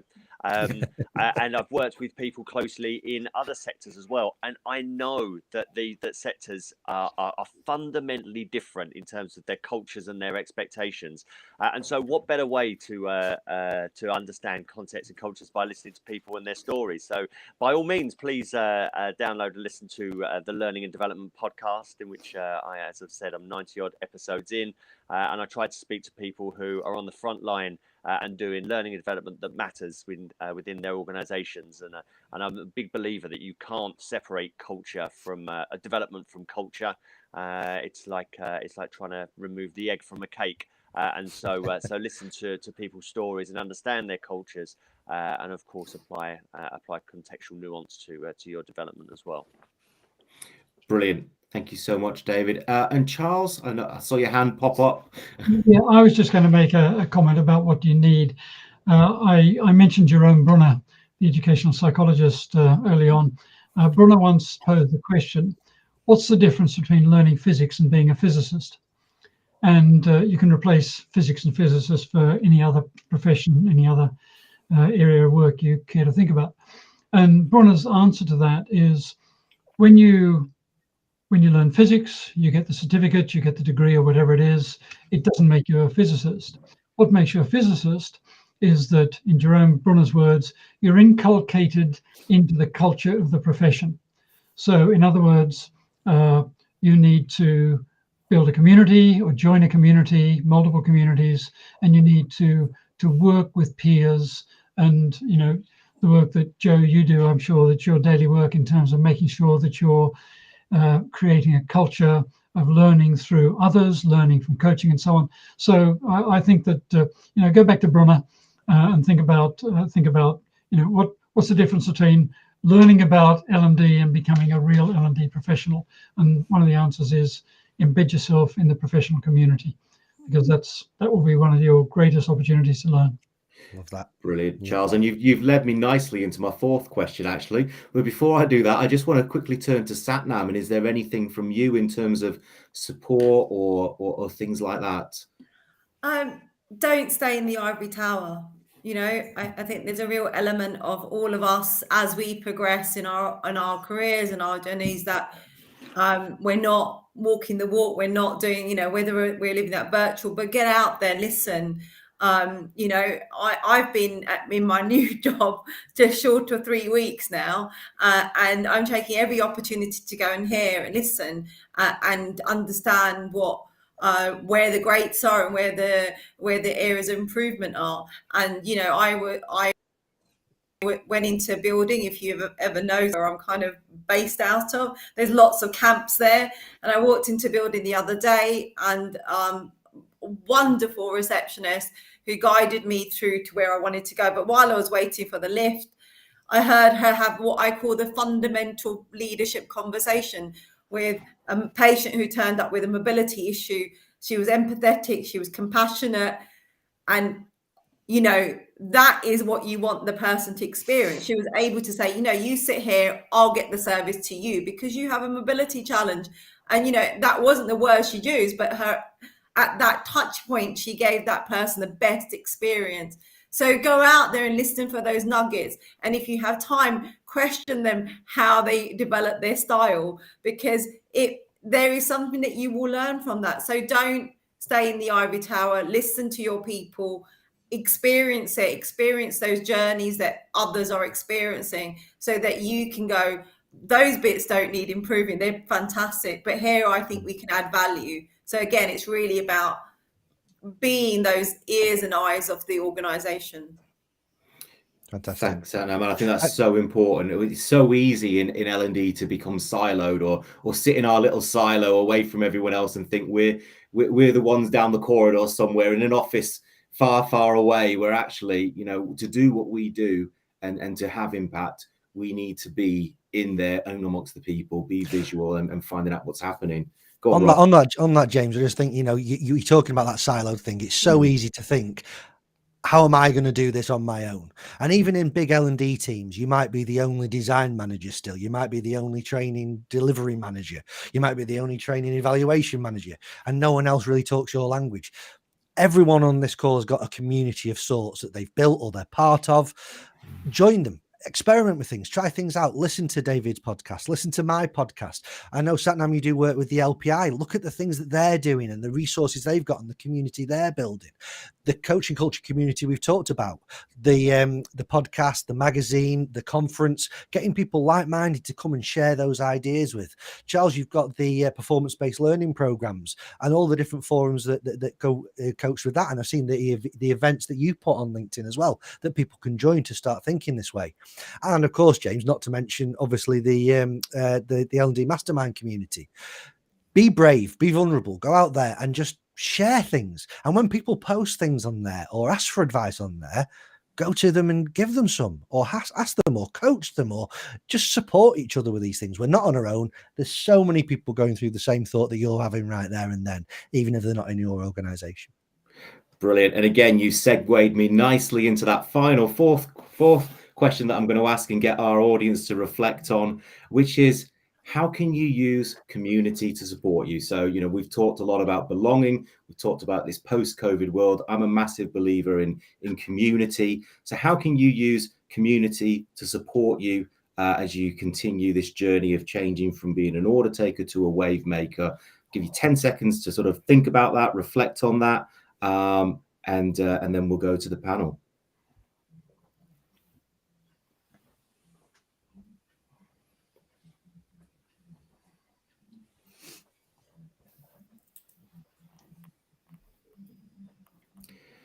Fab. So, you know, as you all know, the L&D Mastermind community, I would love that people come and join our community, and you know, we can be a part of giving them a space to belong and also support them in this journey from becoming wave makers and leaving behind being an order taker.